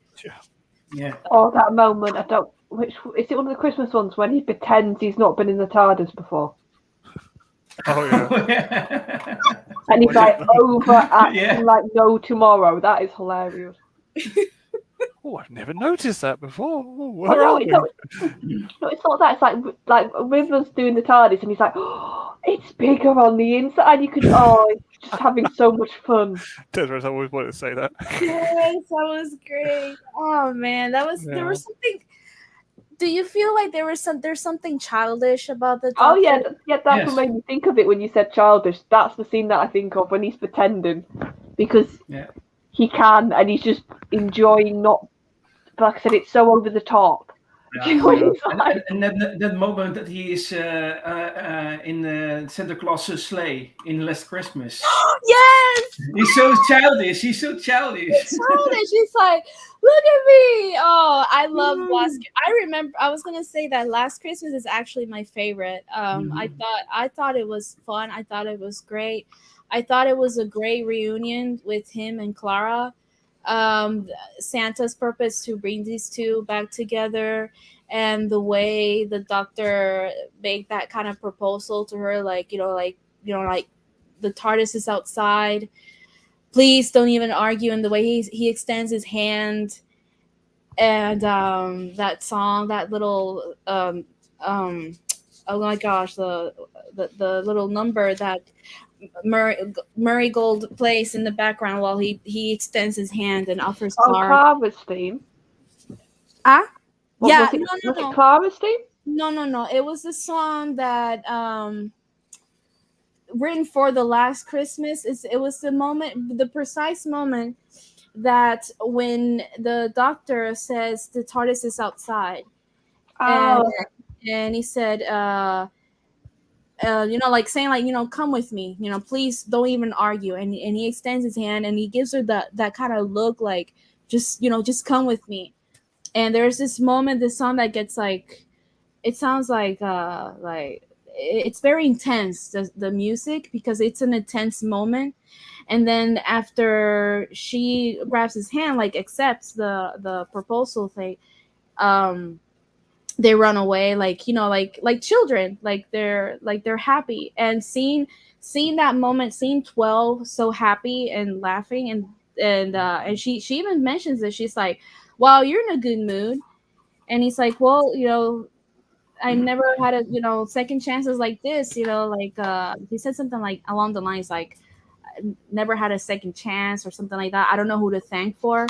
And that was because of Santa Claus. Like that was it. Like he wanted to bring these two back together.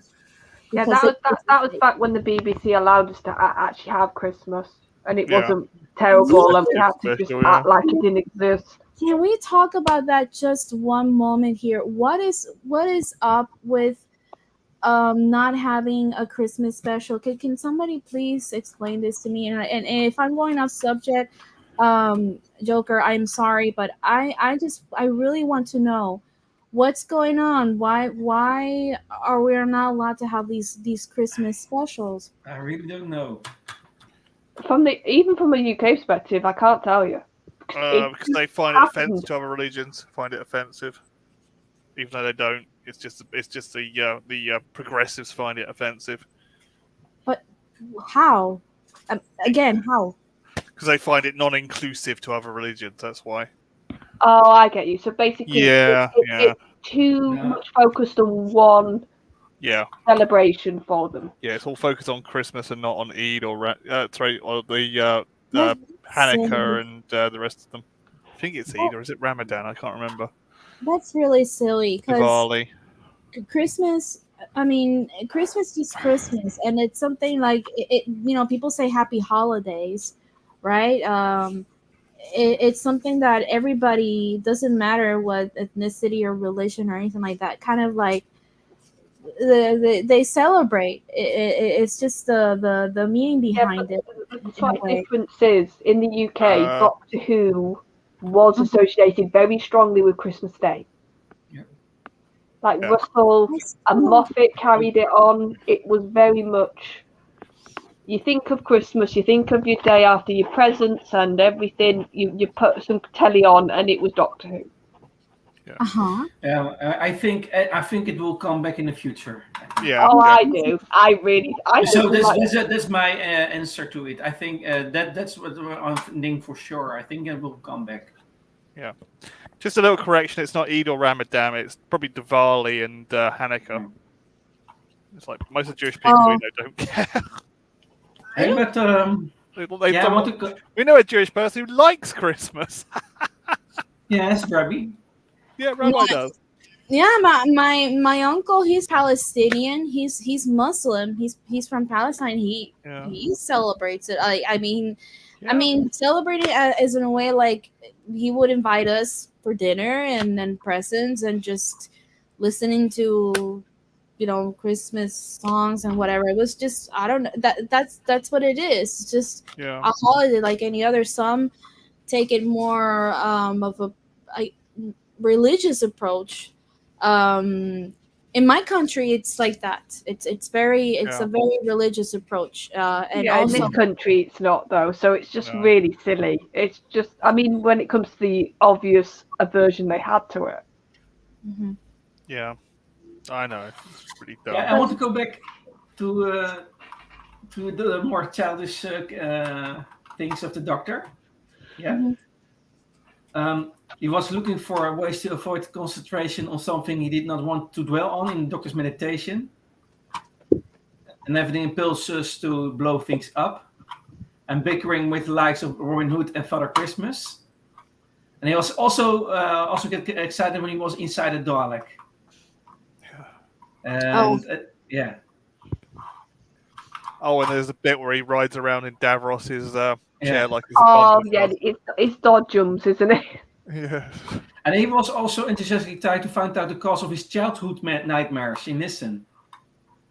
Yeah. My God, I love that moment when my gosh, he's trying to comfort, but in his own way, Rupert. I love that moment. The way he describes what fear is. That the monsters under. Excuse me. My gosh, the monster under the bed. That feeling that you get. I thought it was. I loved it. That moment. Man, I wish I remember what he said. He said something. You feel like the hairs in the back of your neck. You feel it standing.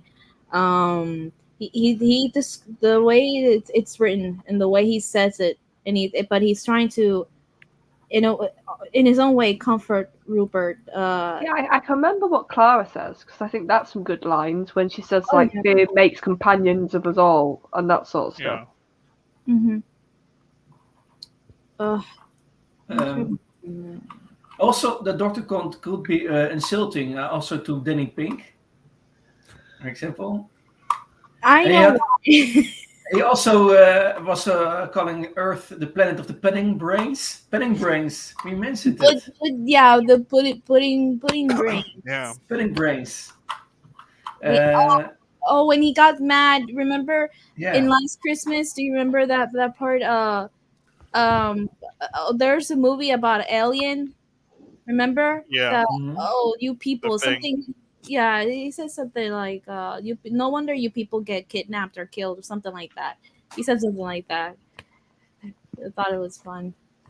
There is one episode he leaves the decision to Clara for Danger Thin Ice, I think it was, or Kill the Moon.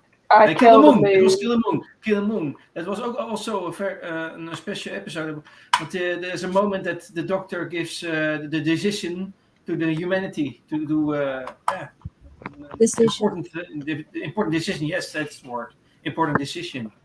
So that was really challenging for Clara at the moment, and she was mad after that. Oh yeah, just a bit. Yeah, just a bit.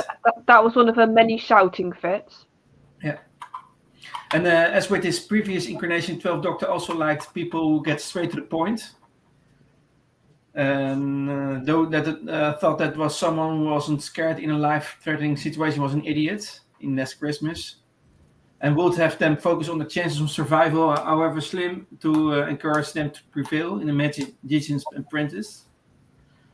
But unlike what we mentioned earlier, unlike his immediate predecessor, the 12th Doctor was not an affectionate individual, failing to return hugs in the beginning, or protesting against them, and believing they were just on the way to hide one's face. So that's also a thing then in heaven. I would claim that they were also a good way to smell something one's hair. And I also expressed a dislike of holding hands with others, but made an exception for Clara. And he drew the line at performing a high five with Clara and under the lake. Oh yes, and he gives her that look like, "Oh please." And like, no, come on, don't leave me hanging. Yeah. And over time, the Doctor began to accept Clara's hugs, Clara's attempts to hug him, and even started hugging her on the odd occasion. And by the time he reunited with her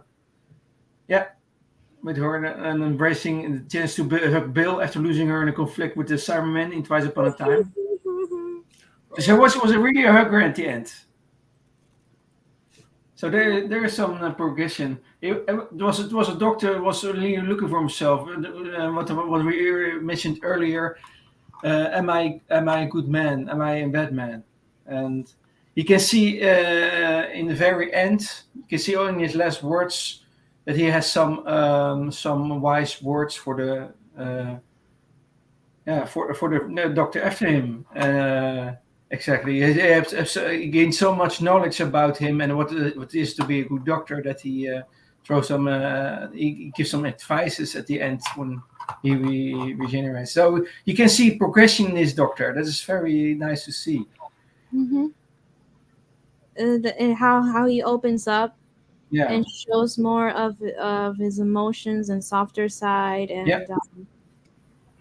I love this. I was scared to talk about this because there's debates on this, and I talked to this about PD Rich, and I think PD knows where I'm probably going with this.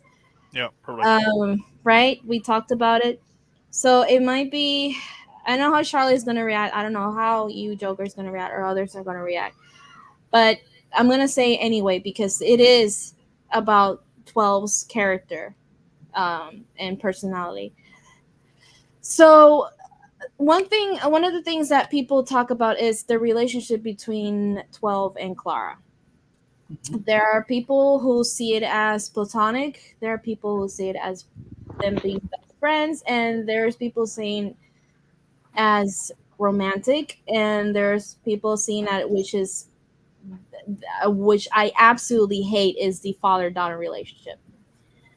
I can give you if you say platonic or friendship or whatever, okay, fine, I'll disagree, but I'll give you that. But calling it father and daughter, please no. Anybody listening to this, no, that is so wrong in so many ways. And starting with what kind of father tells his daughter to don't kiss me, morning breath, or the kind of jealousy he shows with Danny Pink, boyfriend error. I'm sorry, what kind of father gets obsessed like that? That's just wrong, period. So please out. But yeah, I see it, and it's not just I see it. It is actually, there is a romance with 12 and Clara. Problem is that a lot of people don't see it that way, and I think it has a lot to do with the age difference, the physically how they see it. Because when Matt Smith was the doctor, immediately they saw, oh man, Matt Smith, 11 and 11 and Clara. Oh, you can tell they flirt a lot. They look like teenagers. Have you noticed that they look like teenagers? Matt did, yeah. Yeah, they look like teenagers. Being all kind of lovey-dovey. Very very childish, kind of having a crush.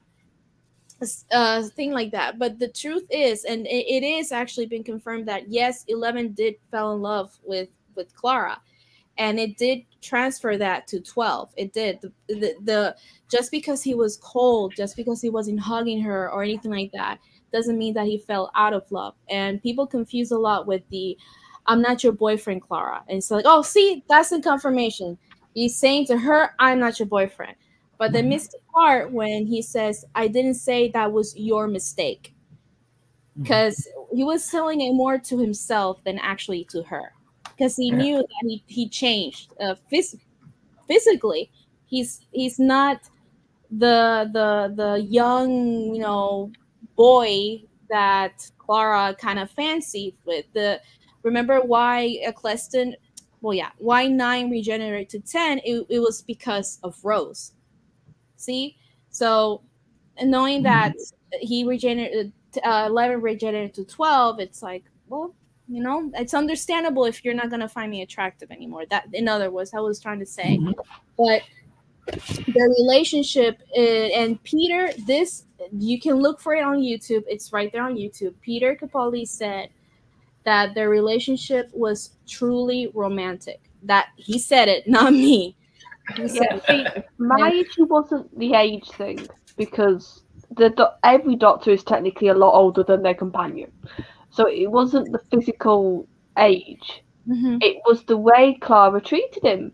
I just couldn't see romance because she treated him like absolute rubbish at times.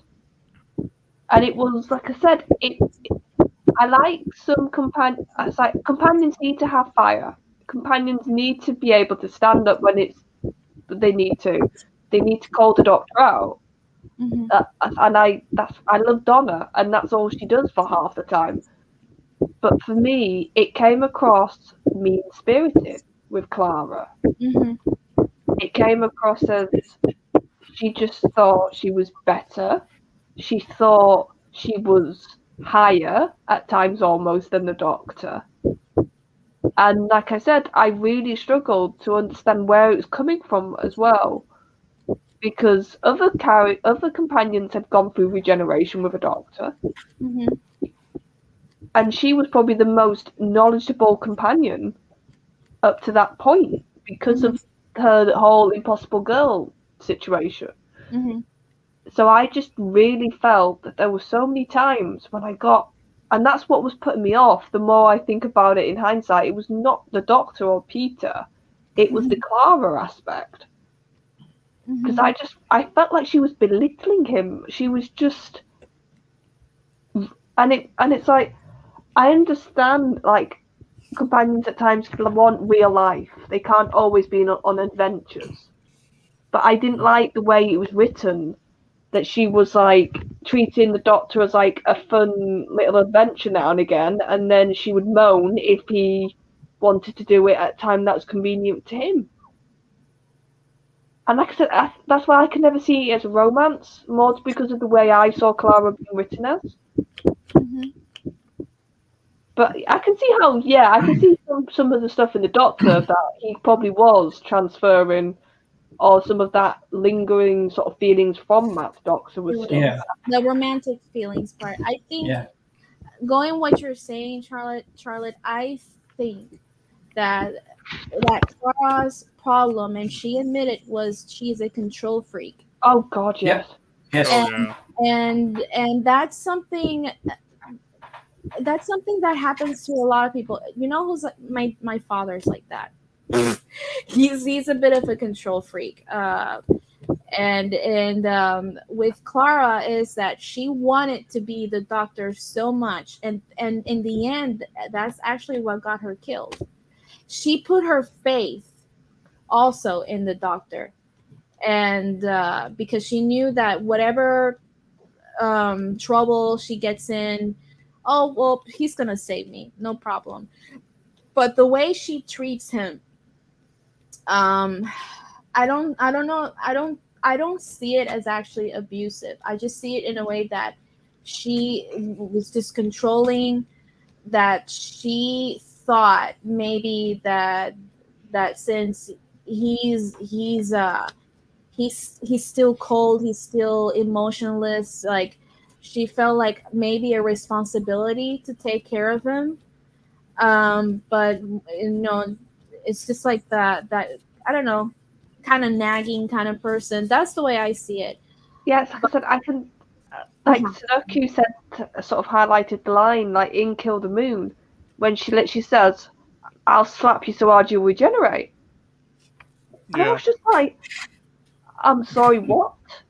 She was mad. I mean, I get it, but she was mad. She was mad because she she depended on him 100%, and she in her mind she thinks like that I can depend on the doctor all the time. The doctor is the someone who you depend on, that he's gonna save you, because that was Matt Smith's doctor, and she said that the reason why she's alive because she said she did everything what the doctor told her to do, and I think her the way this is the way she saw the doctor, and having Peter, well, 12, excuse me, 12, giving her or the humans, like, hey, you're gonna make the decision, it's out of my hands. And that kind of ticked her off, that pissed her off, because the illusion was broken. The illusion of seeing the doctor is going to save all, and we should all count on the doctor and rely on the Yeah, doctor. but then this is also a Clara that saw the War Doctor. Right. I said almost. I think I would have maybe bought some of her reactions better if she was a fresh companion. Right. If she was just introduced with Peter, she didn't have that massive knowledge base and all the past history she had. Then you could go, yeah, I can understand that. But like I said, that I've got, and I know I'm not the only one that when that line came out of her mouth, it was like, okay, you're angry, but you don't say stuff like that. You can say like, oh, I'm not, I don't want to travel with you or do that sort of thing like Martha did. Yeah. After her treatment, like that she was just as angry. You could argue, but she decided, no, I'm just going to say I need to walk away. I don't know. And Trying to think here, because I'm understanding your point of view. I really am. And I'm trying to put in that position. I don't know. It's just like I think I see it in another way. I'm just trying to make a comparison. Because I think, like, remember, like, what's it called? Robots of Sherwood? Yeah. How Clara defined or described who the Doctor was and say that her hero, her version of a hero wasn't actually, her favorite hero wasn't actually Robin Hood. That was what she described was the Doctor. And, that's what Robin told 12th Doctor. So yeah, he sort of goes through the episode, doesn't he, thinking she's like fangirling over Robin. I think if I can be so daring in this comparison, if any of you have seen Pirates of the Caribbean, Yep. Yeah. you remember Elizabeth Swann? Yeah. She had a fascination with pirates, and she read stories, adventures of the great Captain Jack Sparrow. And when they both got stranded in the island, was it Tortuga? Yeah, no, Tortuga. It was just a rum cache. Rum exactly. But by the way, Rum Runners Island. Fun fact: Tortuga means turtle in Spanish. Okay, there you go. So Turtle Island, in Turtle Island, it was just rum. What do you say, PD? Rum cache? What? Rum? Yeah, it was a rum cache island. It was just a rum cache. Rum Runners Island. It was a rum runners island. Exactly. And Elizabeth was disappointed because she's like, wait a minute, well, what about the stories that I read? The way how you escaped, Tortuga, how you escaped, and all these, that's it. That's the story. The great Captain Jack Sparrow, he survived by drinking rum. And she was mad. She was completely mad. She was disappointed. She was upset because she saw Jack Sparrow like this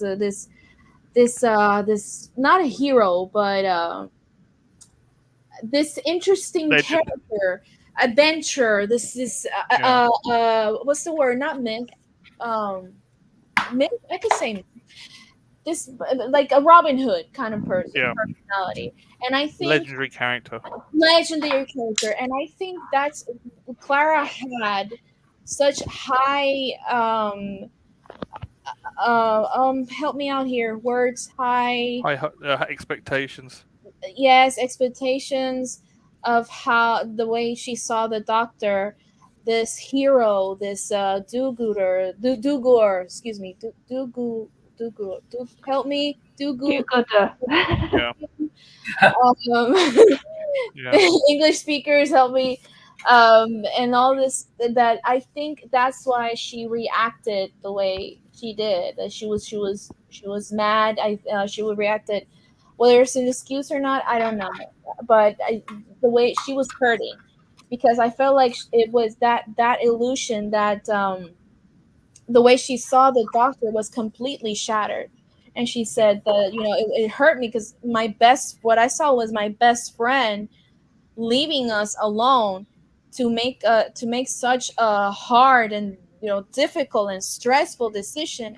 And that's something that she thought that the doctor, like, oh, I don't have to worry about that because the doctor will he's gonna do it for us, no problem.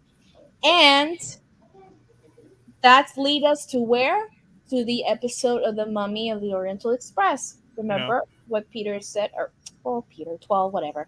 What he said, like sometimes there are bad decisions, but I have to make a decision.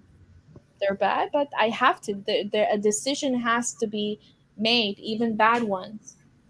Because Oh in this yeah, and I think if that would have been an isolated incident with her, mm-hmm, I'd mm-hmm, gone, okay, tough day at work. Do you know, like, not a good day with the doctor.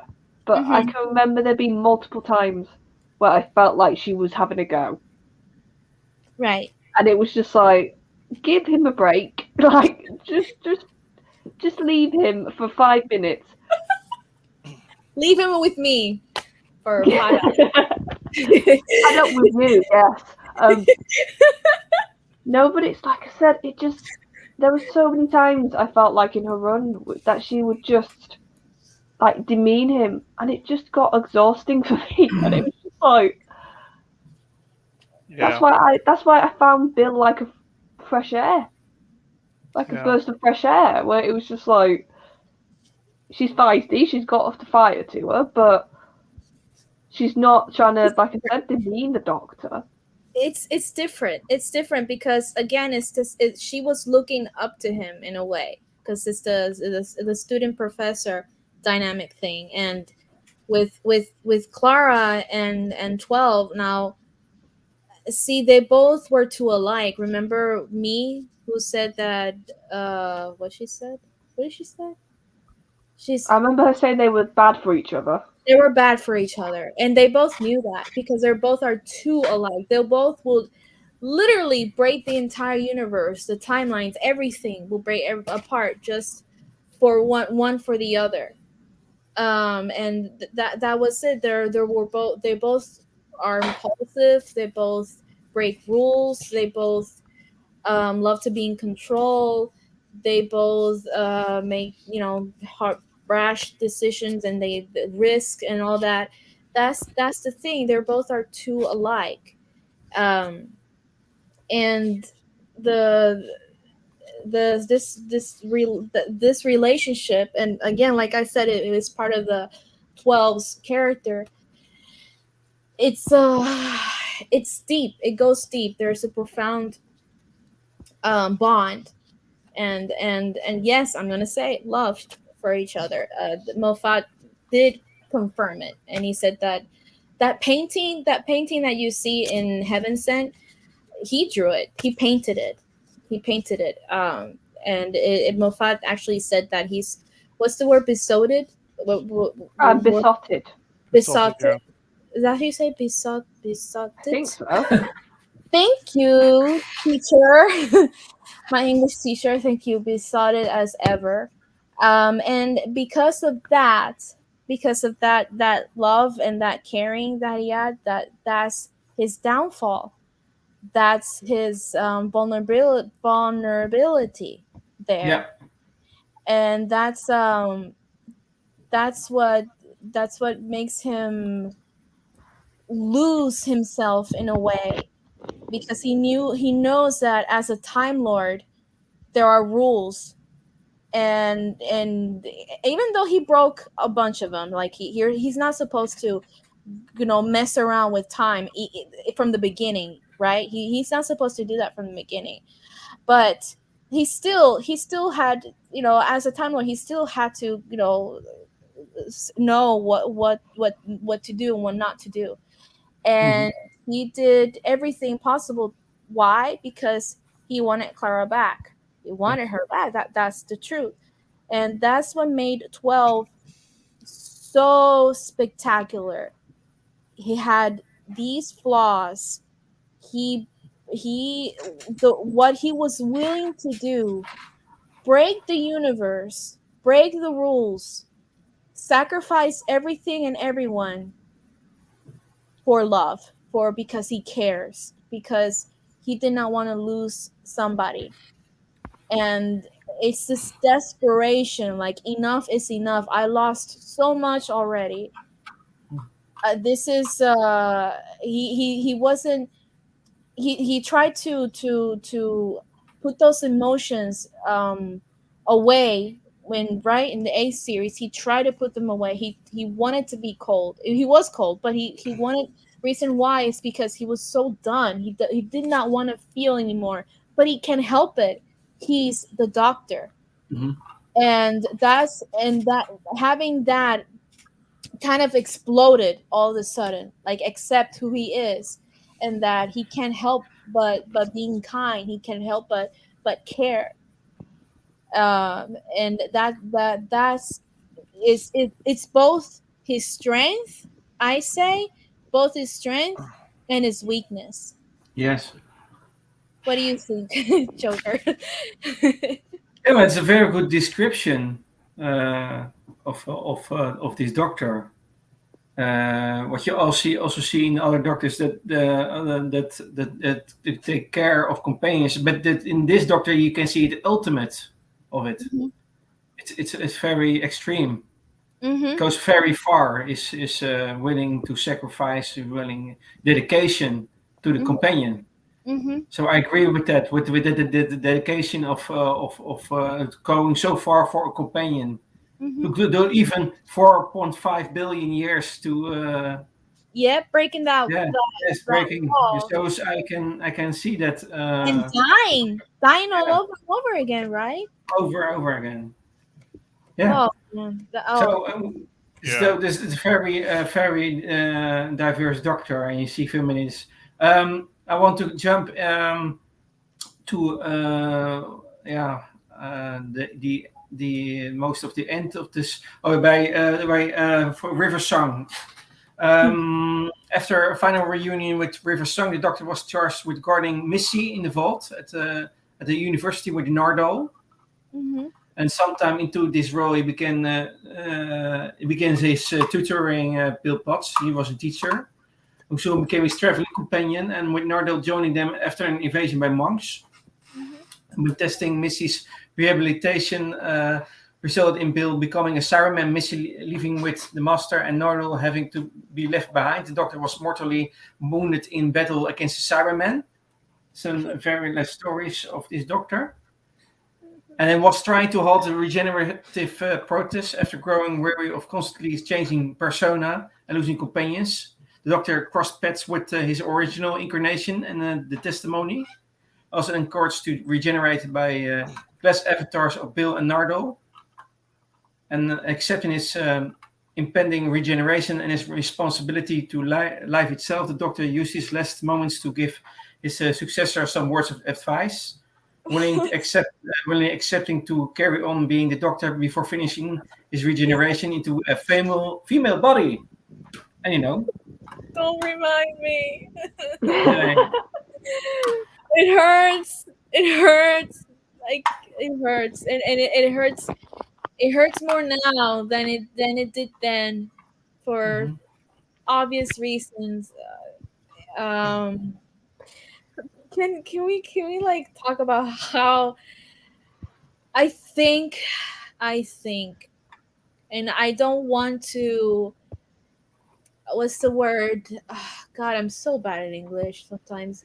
I don't dismiss. I don't want to um, say that Eccleston's regeneration or Tennant's or Smith's wasn't touching, because all of them I cried, and all of them had this little.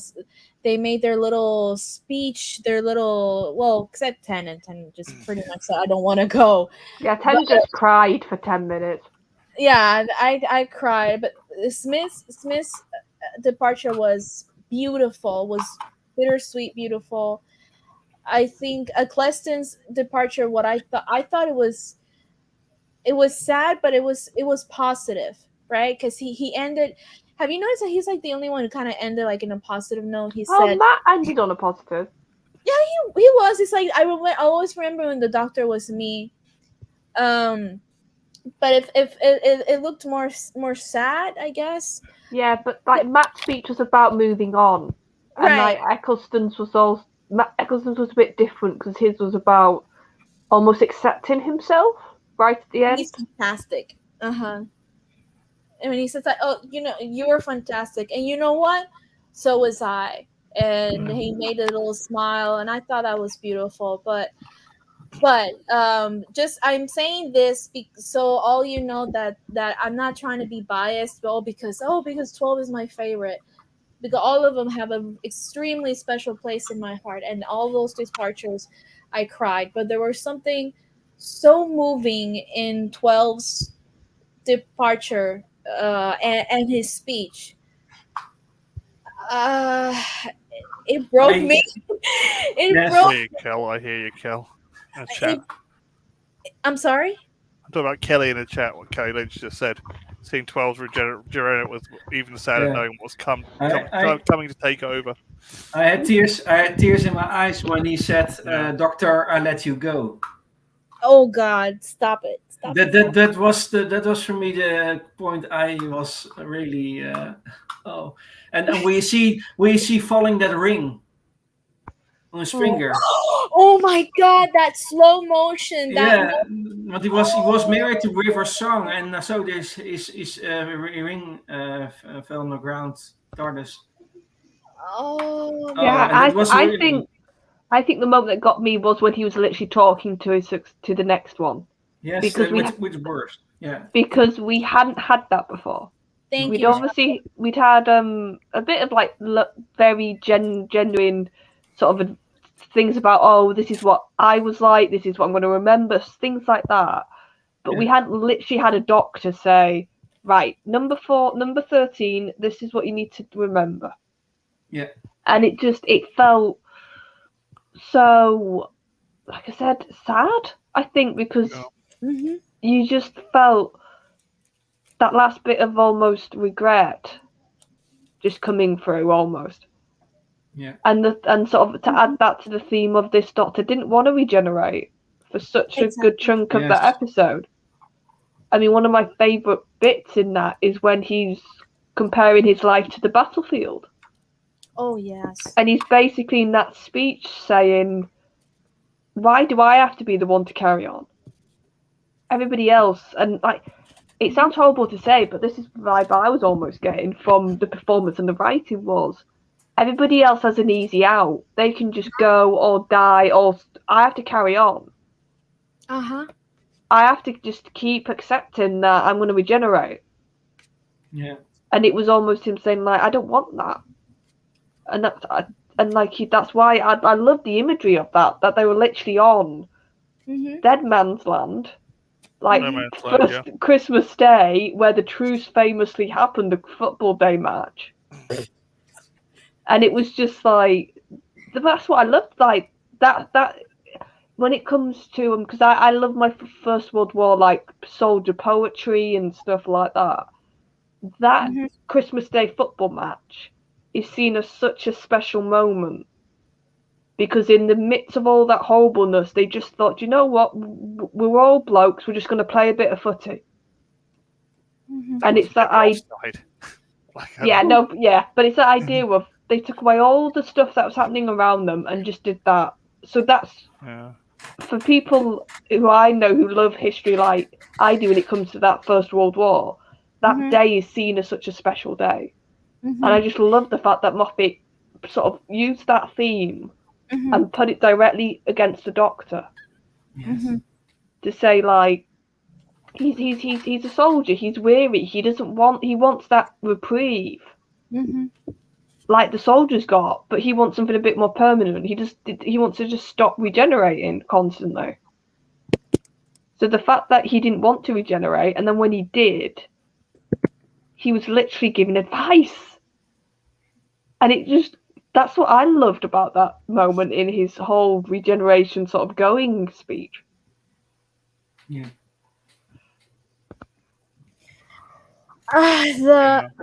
You know what, something, I'm sorry if I'm interrupting anything, and do you mind, Joker, mention, should I, just briefly, I'm going to mention the Chibnall era with the timeless children. And it's going to be briefly, okay? It's not going to be.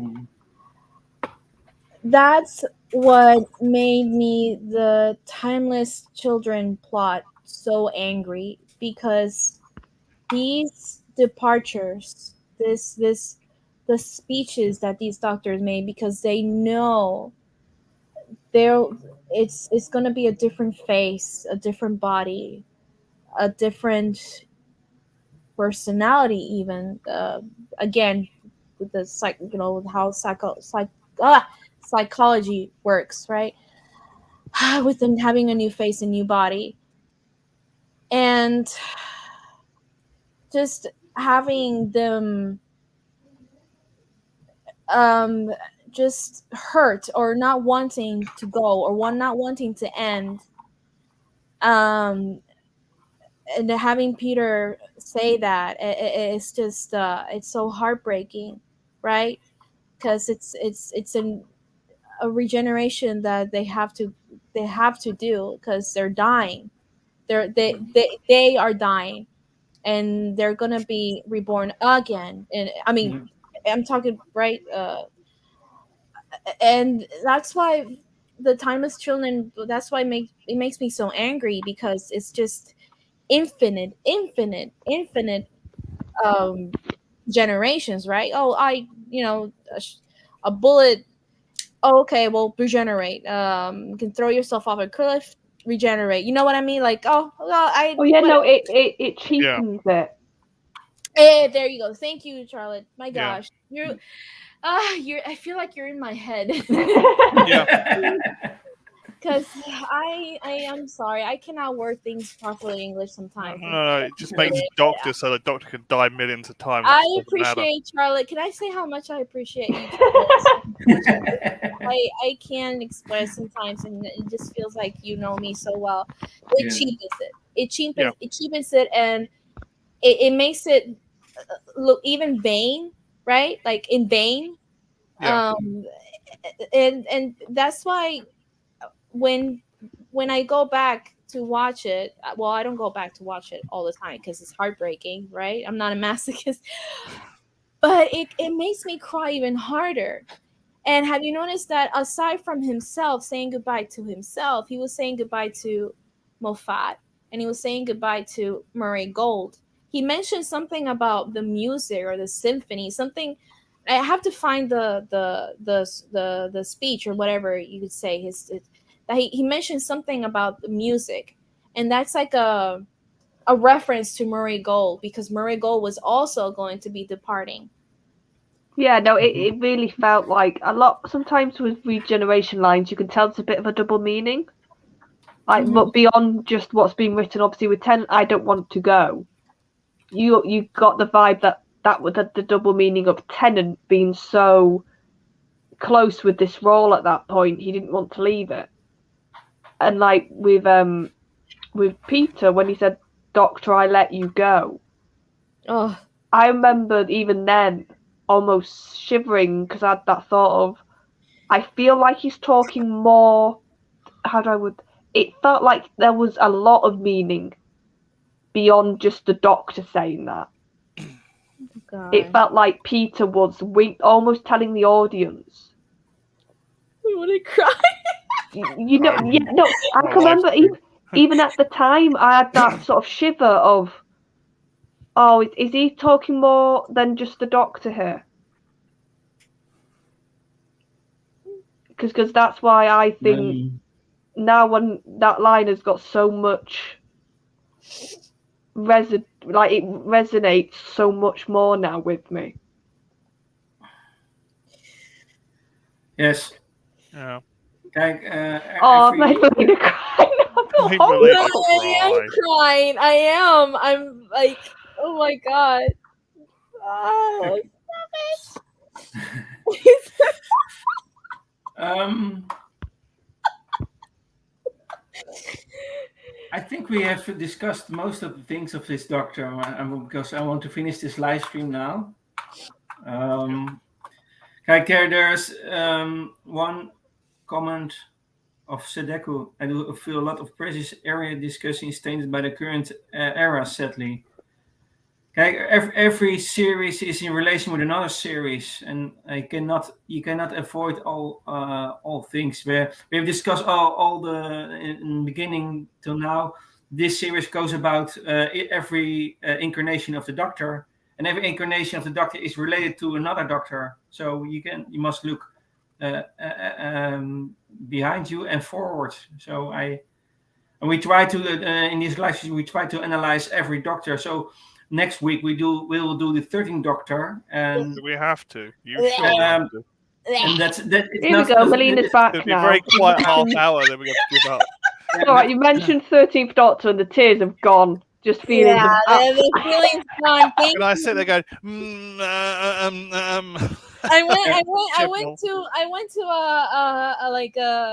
a moment, and then thank you for making me my stomach quit. It'll be a hate session next week. Yeah, but this what I want to say is I tried every live stream till now. I tried every live stream to be objective and analyze every Doctor. That's the thing, and so there's also the case with the 13th Doctor. I want to not to discuss what is. I want to do the personality of the Doctor and what her character traits are. Without you cannot avoid some things, opinions about it. But I want to avoid discussions will go all the way on different ways. Yeah. So till now it was I think it was successful till this time to do every Doctor in some objective way, and that also will be the case the next week, I think. Yeah, we can just objectively say Yeah. how bad she is. That's all we need to do. Half again. PD, it's like seriously, right? You both, Charlotte and PD, you're all my witness, right? I've said some actually things that I said that there were moments where I liked Jodie in this kind of moment, right? So I can be pretty objective. I mean, I'm being silly, like bleh, I'm being silly, but even though I don't like her Doctor at all, but yeah, if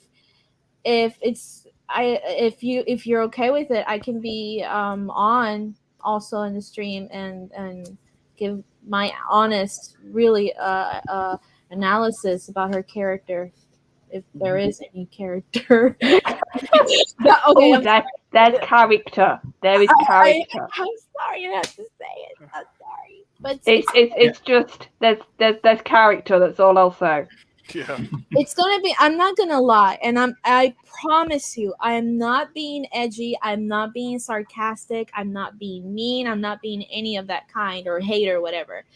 It is difficult, and it's not difficult as in like, it's hard to explain her characters. It's deep. It's not like that. It's just I still don't know who she is, but again, that's gonna be another time, another moment in the stream. So I am interested, if you're okay, Joker, to be. Are you sure we can't do Peter Cushing's Doctor next week? Peter Cushing's Doctor. Can we have a Peter Capaldi part 2 and then part 3 and then that is possible. and then we'll just have me and the whole stream just like telling stories about. We can hold on the Curse of the Fatal Deaths Doctors before we go. It's like a plaster. You just have to rip it off and do it. No, I know. I don't want to leave here. I want to keep talking about Peter all day and all night. I know. I don't want. Melina's in a happy place. I am in a happy place, and I'm. It's hot. I'm fanning myself. Oh, that's what that sound was. Yes, it's hot, and I don't want to turn on the fan because if I turn on the fan, it's gonna sound like a helicopter in here. But I'm fanning myself. I'm like those moments. As you can see, yeah, I do. I like him a lot, and I want to mention something before ending this stream. Some people say, oh, they're not gonna find him handsome or charming. I do find him handsome. He's a silver fox. He's like, for me, it's like I enjoy silver foxes. I liked George Clooney and I liked Christoph Waltz, that guy from Glorious Bastards. I love him so much.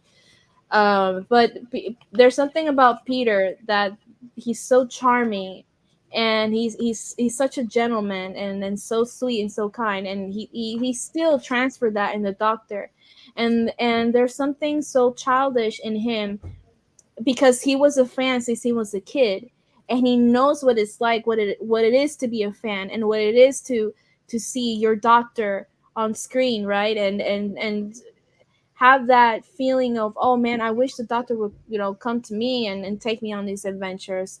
And that's why I find all of them are special. None of them, I'm not saying I love all of them. Eccleston, Tennant is my second favorite. Smith, they all brought so much joy and love in the Doctor, but there's something so special about how Peter did his Doctor, and how he interacted with fans, and how much he loved his fans, because he knows what it's like to be a nerd or a dork, a Doctor Who fanatic. And that's what makes it so enjoyable to watch, because you feel the love, you feel the dedication, you feel that he's living the moment as being the Doctor. And I just want to end it there. And also, I'm just going to end it there that wedding invitations will be sent out soon. And 12, so it's going to be a Caribbean wedding, maybe a little bit Scottish, but it's going to be Caribbean wedding. And Scottish Caribbean. It's going to be Scottish Caribbean, yes.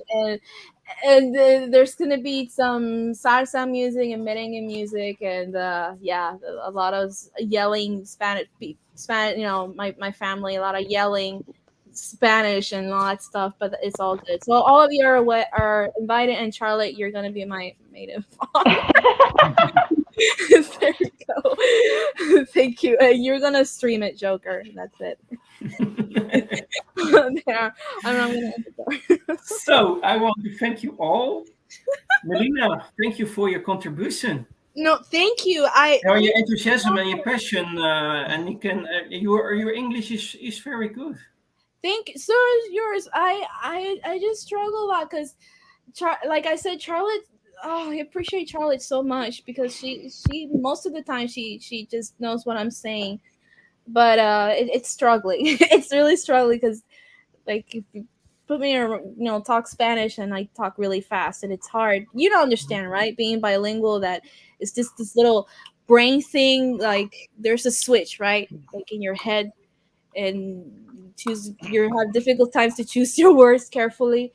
So again, I appreciate you, Charlotte, and I appreciate everybody being patient with me. So thank you. Thank you also, Queen, and thank you, Petey Rich. No worries. Thank you. I had a good time. Yes, it's a very nice always to have you here. Now, is Sadako going to come back next week, or is he going to take another week off? I don't know what he's going to do.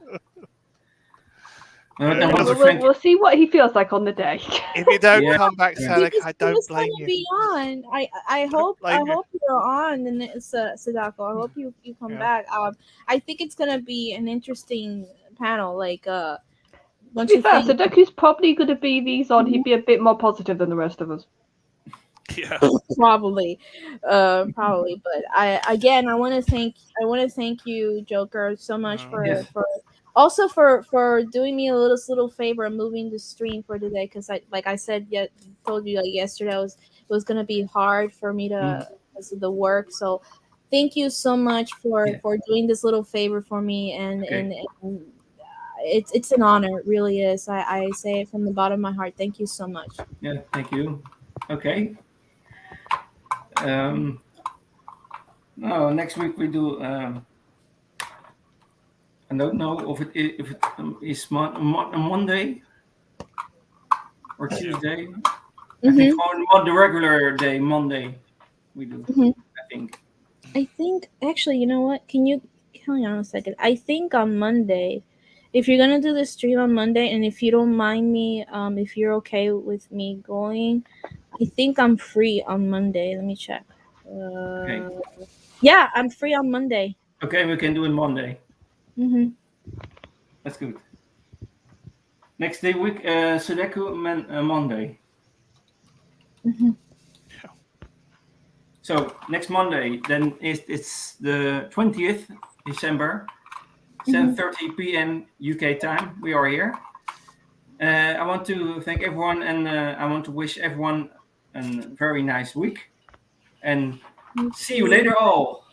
Cheers. See you, everybody. Bye. Remember the wedding. Save the day.